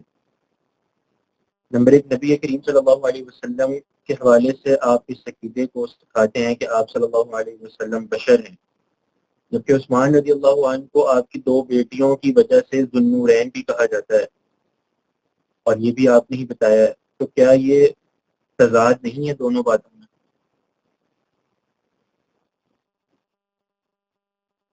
یہ تضاد نہیں ہے، یہ آپ کے فہم کی غلطی ہے۔ اگر عثمان غنی کو ذو النورین کہا گیا، 2 نوروں والے، اس کا معنی یہ کہ اللہ کے نبی کی 2 بیٹیاں ان کے نکاح میں تھیں، اور انسان کو اپنی اولاد سے محبت ہوتی ہے، بیٹے سے، بیٹی سے، اس کو وہ نور نظر کہتا ہے کہ میری نظر کا نور ہے، میرے دل کا نور اور سرور ہے۔ اس کا معنی یہ نہیں کہ وہ حقیقی نور بن گیا، وہ نور جو فرشتوں کا ہے، کہ وہ نور جو سورج اور چاند ہیں، وہ نور مراد نہیں ہے، بلکہ محبت اور پیار ہو اور کوئی چیز اچھی لگے اس کو آپ نور کہہ سکتے ہیں۔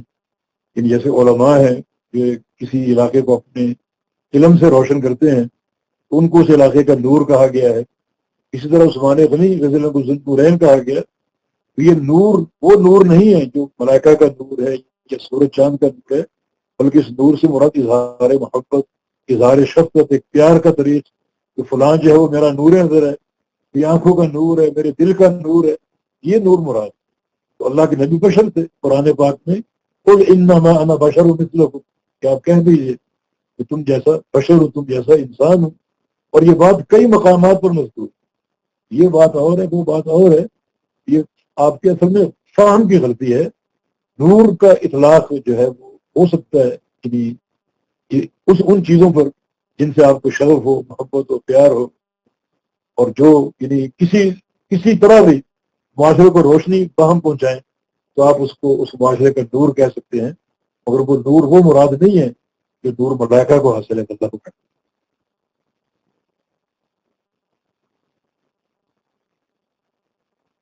کتاب الطہارہ کی حدیث نمبر 8 کے متعلق سوال ہے کہ اذان کے متعلق بات یہ ہے تو وضاحت فرما دیجیے کہ اذان شروع ایک صحابی کے خواب سے ہوئی، نہ کہ وحی سے۔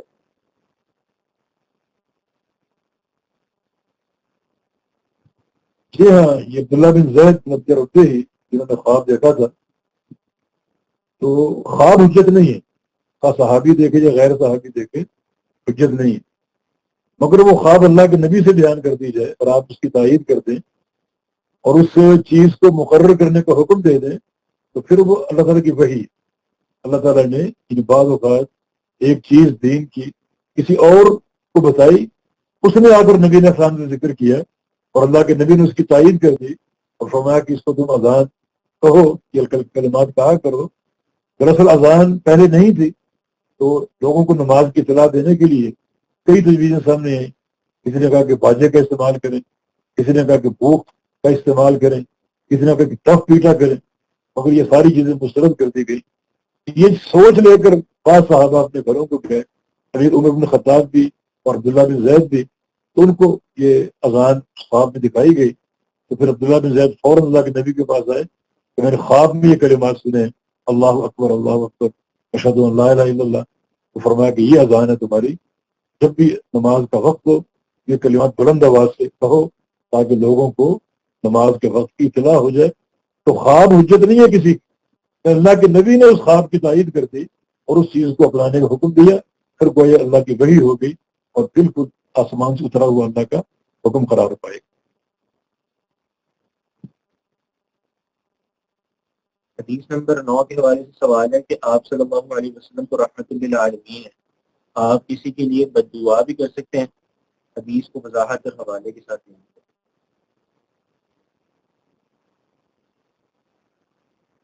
جی ہاں، رسول اللہ صلی اللہ علیہ وسلم رحمت للعالمین، وما ارسلناک الا رحمت للعالمین۔ یقیناً آپ کے دل میں امت کی شفقت اور محبت، وبما رحمت من اللہ لنت لهم ولو كنت فظا غلیظ القلب لانفضوا من حولک انک لعلی خلق عظیم۔ آپ خلق عظیم کے مالک ہیں کہ نبی کا اخلاق اور نبی کی رحمت امت کے لیے مثالی ہوتی ہے، لیکن بعض امتی اپنے رویے سے، اپنے گندے عقیدے سے، اپنی بد اخلاقی سے اس قدر اذیت کا باعث ہوتے ہیں کہ نبی جیسا رحیم اور شفیق انسان بھی اس کے لیے دعا کرنے اور تل جاتا ہے اور تیار ہو جاتا ہے۔ جیسے احد کے میدان میں بعض مشرکین مکہ کے لیے آپ نے دعا کی، لعنت کی، چونکہ آپ کو علم نہیں تھا، اللہ تعالیٰ کے علم میں تھا کہ آگے چل کر یہ مسلمان ہو جائیں گے، اللہ نے روک دیا آپ۔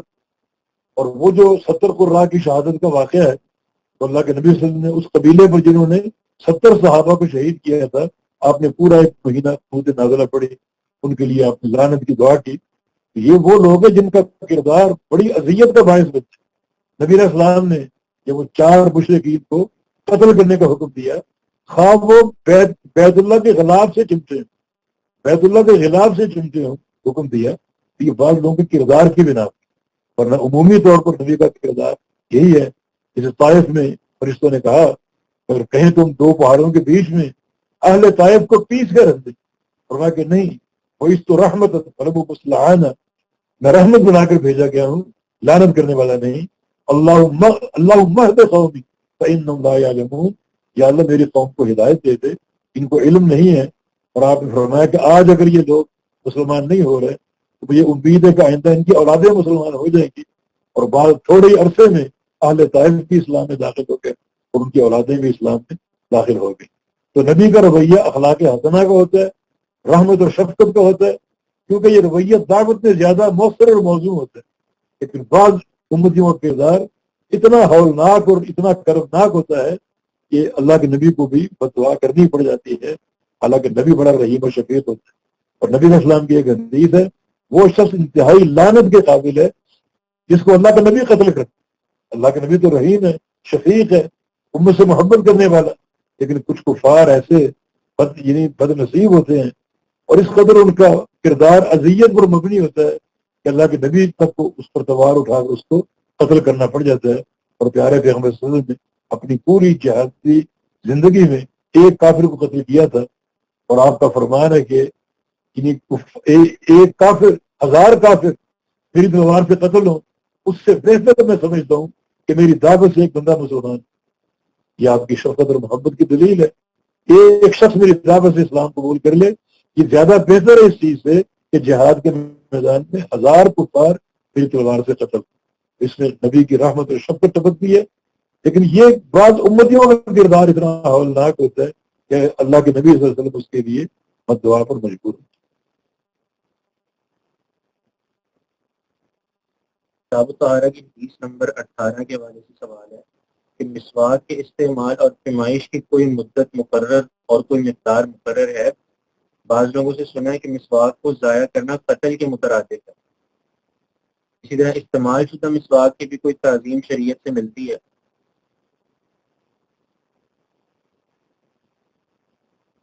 مسواک کے تعلق کی جو باتیں آپ نے پوچھی ہیں ان میں سے کوئی چیز ثابت نہیں.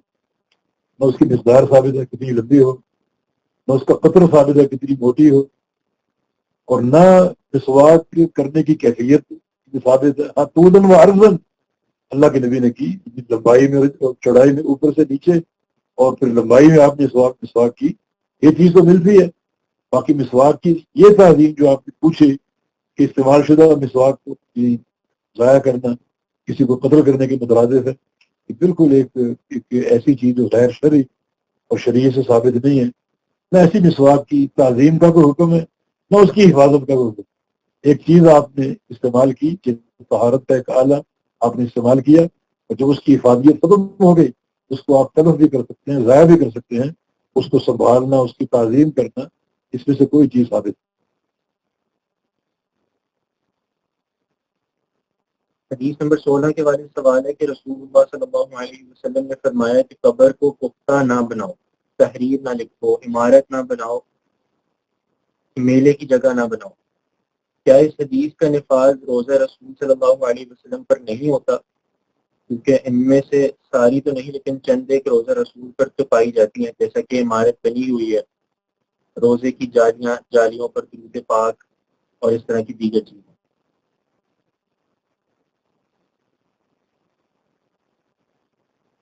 بالکل آپ کی بات ٹھیک ہے، اور احادیث میں یہ سب چیزیں وارد ہیں.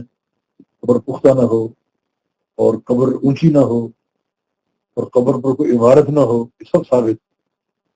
لیکن نبی علیہ السلام کی قبر کو بعض استثناءات حاصل. ایک تو نبی کا خاصہ یہ ہے کہ نبی جس مقام پر فوت ہو اسی مقام پر اس کو دفن کرنا ضروری ہے. یہ اللہ تعالیٰ اپنے نبی کے دفن کے لیے جس زمین کو پسند کر لے، سمجھو کہ وہ زمین اللہ کی پسندیدہ ہے، اسی زمین میں اللہ کے نبی کو دفن کیا ہے. اللہ رب العزت نے اپنے پیارے نبی کی تدفین کے لیے ام المومنین سیدہ عائشہ صدیقہ طاہرہ مطہرہ رضی اللہ عنہا کے حجرہ کو پسند کیا، اور وہیں آپ کا انتقال ہے، آپ فوت ہوئے. جس کا معنی آپ کی تدفین اسی کمرے میں ہو. تو عمارت تو بنی ہوئی تھی پہلے، یہ نہیں کہ قبر بن گئی بعد میں عمارت تعمیر کی گئی، پہلے سے بنی ہوئی تھی.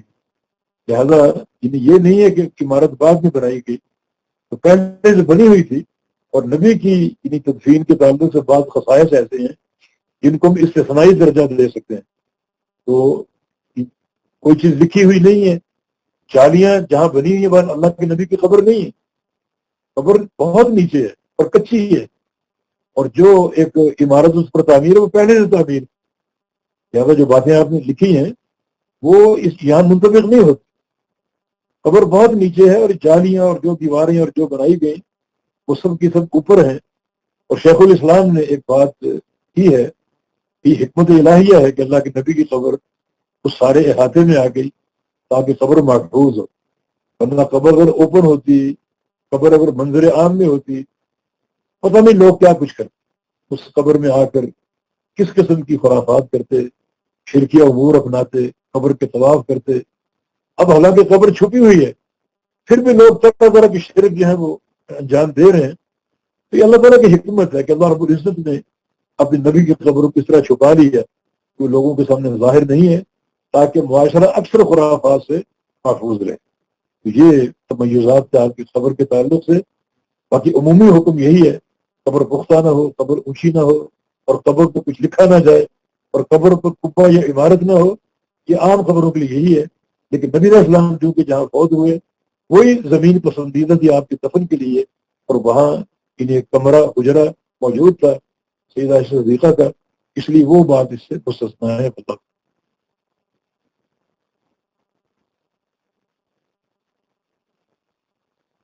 طہارہ حدیث نمبر 27 کے حوالے سے سوال ہے کہ ختنہ لڑکا اور لڑکی دونوں کے لیے مشروع ہے، اس بات کی سمجھ نہیں آئی، وضاحت کرنا.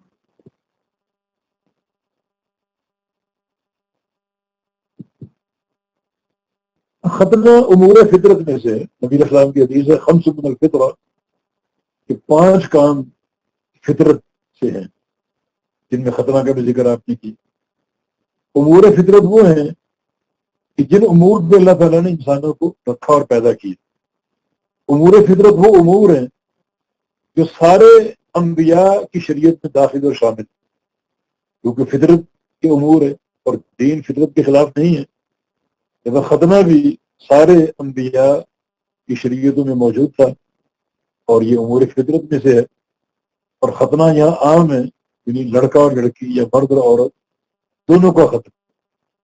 اور عرب میں یہ رائج تھا بالکل، اور یہ مشروع ہے. بعض علماء نے یعنی مرد کے ختنے کو سنت قرار دیا ہے، بعض نے واجب کا درجہ دیا ہے، جبکہ عورت کے ختنے کو تکریم قرار دیا، مکرمہ، عورت کی عزت اور اس کے شرف کا باعث قرار دیا ہے. اور یہ ختنہ اگر عورت کا ہو جائے تو جو نکاح کے بعد لذت کے امور ہیں اس میں اضافہ ہو جاتا ہے عورت کے لیے، اس لیے اس کی تکریم ہے. ختنہ ہے کیا مرد یا عورت کا؟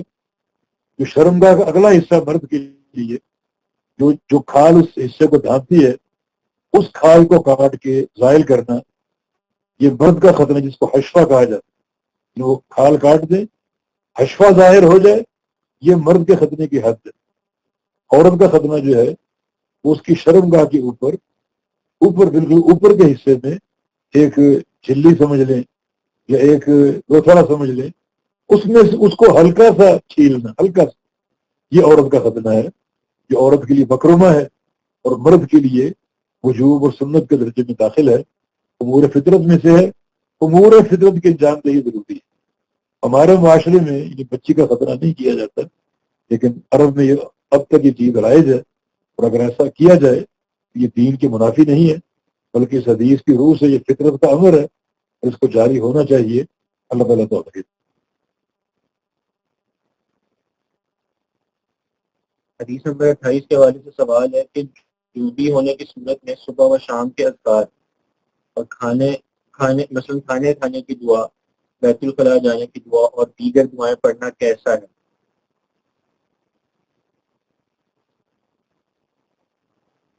سب جائز ہے. جنابت کی حالت میں غسل سے قبل آپ ہر قسم کا ذکر کر سکتے ہیں، صرف قرآن پڑھنا منع ہے، باقی ہر قسم کا ذکر آپ کر سکتے ہیں. صبح شام کے اذکار آپ کر سکتے ہیں، اور بیت الخلاء جانے آنے کی دعا آپ پڑھ سکتے ہیں، یعنی ہر ذکر آپ کر سکتے ہیں۔ نبی علیہ السلام ہر حالت میں اللہ تعالیٰ کا ذکر کیا کرتے تھے، اور بعض حالت میں جنابت کا عارضہ بھی ہوتا تو اللہ کا ذکر آپ کر لیا کرتے تھے۔ تو عورت کو اگر حیض کا عارضہ ہو اور مرد کو جنابت کا عارضہ ہو تو ذکر کی ممانعت نہیں ہے، ہر قسم کا ذکر کر سکتے ہیں، صرف قرآن کی تلاوت سے روکا۔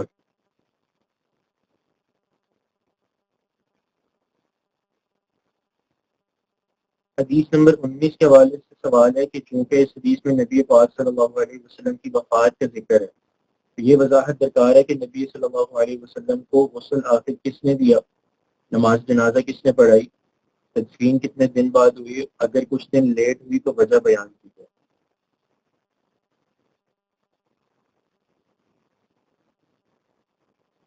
رسول اللہ صلی اللہ علیہ وسلم جب آپ کا انتقال ہوا تو غسل میں آپ کے اہل بیت زیادہ شامل، جن میں آپ کے چچا عباس رضی اللہ عنہ، ان کے دو بیٹے فضل بن عباس اور قسم بن عباس یہ شامل تھے، اور امیر المومنین علی بن ابی طالب رضی اللہ عنہ شامل تھے، اور نبی علیہ السلام کے غلام بھی شامل۔ ان سب نے مل کر اللہ کے نبی کو غسل دیا۔ یعنی پہلے متردد تھے غسل کیسے دیا جائے، عام طور پہ میت کا لباس اتار لیا جاتا ہے، رحمہ کیا جاتا ہے کہ غسل دیا جاتا ہے، اللہ کے نبی صلی اللہ علیہ وسلم کا لباس اتاریں یا نہ اتاریں، وہ اچانک ان سب پر ایک اونگ سی وارد ہوئی، اور اونگ میں کوئی شخص ان کو یعنی بلند آواز سے کہہ رہے کہ اللہ کے نبی کا لباس نہیں اتار، اور لباس کے اندر ہی آپ کو غسل دینا۔ چنانچہ آپ کا لباس نہیں اتارا گیا۔ امیر المومنین علی بن ابی طالب رضی اللہ عنہ کے ہاتھ میں ایک تولیہ نما کپڑا تھا، اور فضل بن عباس اور قسم بن عباس اس پر پانی بہا رہے تھے، اور اس پانی سے اندر آپ کے لباس کے اندر ہاتھ ڈال کر اللہ کے پیغمبر کی جسم کو پل رہے تھے، اور ویسے آپ کی جسم پر بھی پورا پانی جو ہے وہ بہایا گیا تاکہ بالکل ایک مکمل ایک طہارت اور صفائی حاصل ہو جائے۔ ویسے نبی علیہ السلام جب دنیا سے تشریف لے جانے کا وقت آیا اور آپ کی موت کا وقت قریب آیا تو آپ نے فرمایا تھا کہ 7 مشکیزیں لاؤ پانی کے کھڑے ہوئے، ایسے مشکیزیں جن کے تسمے کو کھولا نہ گیا، مانا اس میں کسی کا ہاتھ نہ پڑا ہو اور پانی گدلا نہ ہوا ہو، بلکہ پانی چشمے سے نکالا گیا ہو اور پورا وہ صاف ستھرا پانی مشکیزوں میں ہو، اس پانی سے آپ نے غسل فرمایا تھا۔ پھر آپ کا انتقال ہوا مسواک کر کے۔ اللہ کے نبی بڑی صفائی کا اور طہارت کا اور پاکیزگی کا خیال رکھا کرتے تھے، اور بالکل پاکیزہ ہو کر دنیا سے گئے تھے۔ تو مرزا قادیانی کی طرح نہیں کہ جو باتھ روم میں گیا اور اس کے سوراخ میں گر کر اس کی موت واقع ہوئی اور نجاست سے بھرا ہوا، یہ نبی کا مقام نہیں ہے۔ یہ آپ کو غسل دینے والے آپ کے اہل بیت اور آپ کا ایک غلام اور زید بن حارثہ کا بھی ذکر ہے، وہ بھی اس غسل میں شامل تھا۔ اور جہاں تک آپ کے جنازے کی امامت ہے تو آپ کا جنازہ باجماعت نہیں پڑھا گیا، بلکہ ہر صحابی نے فردن فردن پڑھا۔ بعضوں نے مسجد میں پڑھ لیا اور بعض اس کمرے میں داخل ہوئے جس میں اللہ کے نبی صلی اللہ علیہ وسلم کی مبارک میت موجود تھی، اور اس میں داخل ہو کر پڑھا، اور جنازہ آپ کا باجماعت نہیں ہوا۔ اس کا بعض علماء نے اس کی حکمت یہ لکھی ہے کہ ممکن ہے اللہ تعالیٰ کا یہ فرمان ان اللہ و ملائکتہ یصلون علی النبی یا ایھا الذین آمنوا صلوا علیہ وسلموا تسلیما، اس پر پورا عمل کرنے کا یہ واحد موقع تھا کہ اللہ تعالیٰ اپنے نبی پر جو ہے وہ رحمتیں اتارتا ہے، فرشتے اللہ کے نبی پر درود بھیجتے ہیں، یا ایمان والو تم بھی بھیجو، جس طرح ملائکہ فردن فردن بھیجتے ہیں، اس طرح نبی علیہ السلام کے انتقال کے بعد فردن فردن ہر مسلمان نے، ہر صحابی نے آپ پر درود بھیجا کہ آپ کا جنازہ پڑھا۔ تو یہ انہی حکمت جو ہے وہ بیان ہوئی، واللہ تعالی عالم۔ اور جہاں تک آپ کا سوال ہے کہ 2 دن کی تاخیر سے آپ کی تدفین ہوئی، اس صحابہ کرام اس اہم مسئلے میں مصروف تھے جو اس دور کی اور ہر دور کی ضرورت ہوتی ہے کہ امت مسلمہ کا یا مسلم معاشرے کا ایک لمحہ بھی امانت کے بغیر نہ، یعنی مسلمان جماعت کے ساتھ ہیں اور جماعت امارت کے ساتھ۔ تو اللہ کے نبی فوت ہو گئے جن کی حیثیت ایک نبی کی بھی تھی اور امیر کی بھی تھی۔ یقیناً یہ صحابہ کا درد اور ان کی فکر تھی کہ ایک لمحہ یا دن کا ایک حصہ بھی امت مسلمہ یا صحابہ امیر کے بغیر نہ ہو. جب ثقیفہ بنو ساعدہ میں صحابہ جمع ہوئے اگلی قیادت کے انتخاب کے لیے، ابوبکر صدیق رضی اللہ عنہ کو نامزد کیا گیا اور ان کے ہاتھ پہ بھی صحابہ نے بیعت کی. تو پیر کے دن آپ کا انتقال ہوا. پیر کا جو دن باقی حصہ بچا تھا اس میں قیادت کے انتخاب میں وقت لگا، اور منگل کا دن جو تھا وہ ابوبکر صدیق کے ہاتھ پر بیعت کی گئی تاکہ آپ کی اس خلافت کو، امامت کو بیعت کر کے سب تسلیم کر لیں، اور ایک دقیقہ بھی نہ ہو امت کا بغیر امیر کے رہنے کا. یہ ایک بڑا اہم مسئلہ تھا. جن صحابہ نے یہ اقدام کیا یقیناً ان کے دل و دماغ جو تھے وہ صحیح شرعی تربیت اور فکر سے آراستہ اور روشن تھے. اللہ نے ان کو توفیق دی اور اللہ کے فضل سے یہ سارے کام ہو گئے. کچھ لوگ تدفین کے یعنی مصروفیت میں لگے رہے، اور کچھ لوگ اس اہم مسئلے پر تاکہ امت ایک لمحے کے لیے بھی امیر سے خالی نہ ہو. واللہ تعالی اعلم.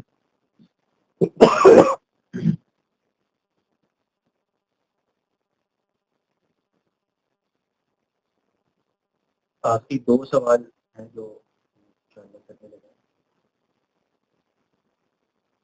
سوال ہے کہ وضو کرتے ہوئے، حدیث نمبر 9 کے تحت سوال ہے کہ وضو کرتے ہوئے درمیان میں کلمہ شہادت پڑھتے رہنا چاہیے اور آخر میں شہادت والی انگلی اٹھاتے ہوئے آسمان کی طرف دیکھ کر کلمہ شہادت پڑھنا یہ شرعاً کیسا ہے اور اس کا کوئی اجر ہے؟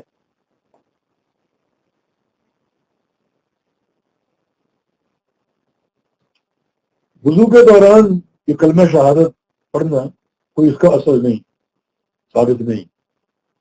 ہاں ایک دعا مذکور ہے، وہ اللہم بارک لی فی عملی وسع فی رزقی، اس قسم کے الفاظ سے دعا آتی ہے، وہ اس کے پڑھنے کا جواز ہے. اور وضو کے بعد جو اذکار یا دعا ہیں ان کی فضیلت ہے. اشہد ان لا الہ الا اللہ وحدہ لا شریک لہ واشہد ان محمد عبدہ ورسولہ. نبی اسلام کا فرمان ہے جو بندہ وضو کے بعد یہ دعا پڑھ لے، اس میں آسمان کی طرف دیکھنا، انگلی اٹھانا اس کا بھی کوئی اصل نہیں ہے، صرف دعا پڑھنی چاہیے. اس کی فضیلت یہ ہے کہ اللہ تعالیٰ اس کے لیے قیامت کے دن جنت کے 8 دروازے کھول دے گا، جہاں بے چاہے داخل ہو جائے. اور اللہم اجعلنی من التوابین واجعلنی من المتطہرین بھی وضو کے بعد دعا ثابت ہے. اس کا معنی یہ کہ یا اللہ مجھے ان بندوں میں شامل فرما لے جو سچی توبہ کرنے والے ہیں، اور ان بندوں میں شامل فرما لے جو پاک صاف ہونے والے ہیں. وہ طہارت بدنی بھی ہے، عقیدے کی بھی، قلبی، ہر طہارت مراد. ایک دعا اور ثابت ہے، اس کی فضیلت بھی ہے، سبحانک اللہم وبحمدک اشہد ان لا الہ الا انت استغفرک واتوب الیک، جو کفارہ مجلس.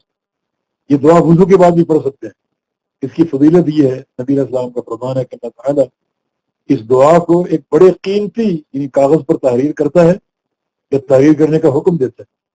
جب وہ تحریر ہو جاتی ہے تو اللہ تعالیٰ اس کو بند کر کے اوپر مہر لگاتا ہے، اور آگے الفاظ ہیں کہ فلم تکسر الی یوم القیامہ، اللہ تعالیٰ کی اس مہر کو قیامت تک نہیں توڑا جا سکے، کوئی طاقت توڑ نہیں سکے. اس میں بڑی فضیلت ہے کہ یہ پاکیزہ دعا قیامت تک محفوظ رہے گی. اور اس میں یہ بھی اشارہ ہے کہ اس بندے کا خاتمہ ایمان پر ہوگا. جب مہر لگ چکی اور قیامت تک وہ ٹوٹ نہیں سکے گی، پھر بندہ مرتد نہیں ہوگا، کفر پر نہیں مرے گا، بلکہ اس کی موت دین اسلام پر آئے گی. اور اس حدیث کے ضمن میں یہ بشارت بہت بڑی ہے کہ وہ مہر قیامت تک نہیں ٹوٹ سکے گی، اس کا خاتمہ ایمان پر ہوگا اور قیامت تک وہ نیکی کی حالت میں رہے گا. یہ دعا سب کو یاد ہونی چاہیے اور پڑھنی چاہیے تاکہ اس فضیلت کو شامل ہو سکے. آخری سوال یہ ہے کہ غسل کرتے ہوئے پانی فرش سے ٹکرتا ہے کہ کچھ چھینٹیں پانی کی ٹب میں پڑ جاتی ہیں، اس سے غسل کا پانی نجس ہونے کا اندیشہ تو نہیں ہے؟ اور غسل کے پانی کی خاص مقدار شریعت میں بتائی گئی ہے؟ بعض علماء پانی کے زیادہ استعمال کرنے کو غسل یا وضو کے مکروہ ہونے کا سبب بتاتے ہیں.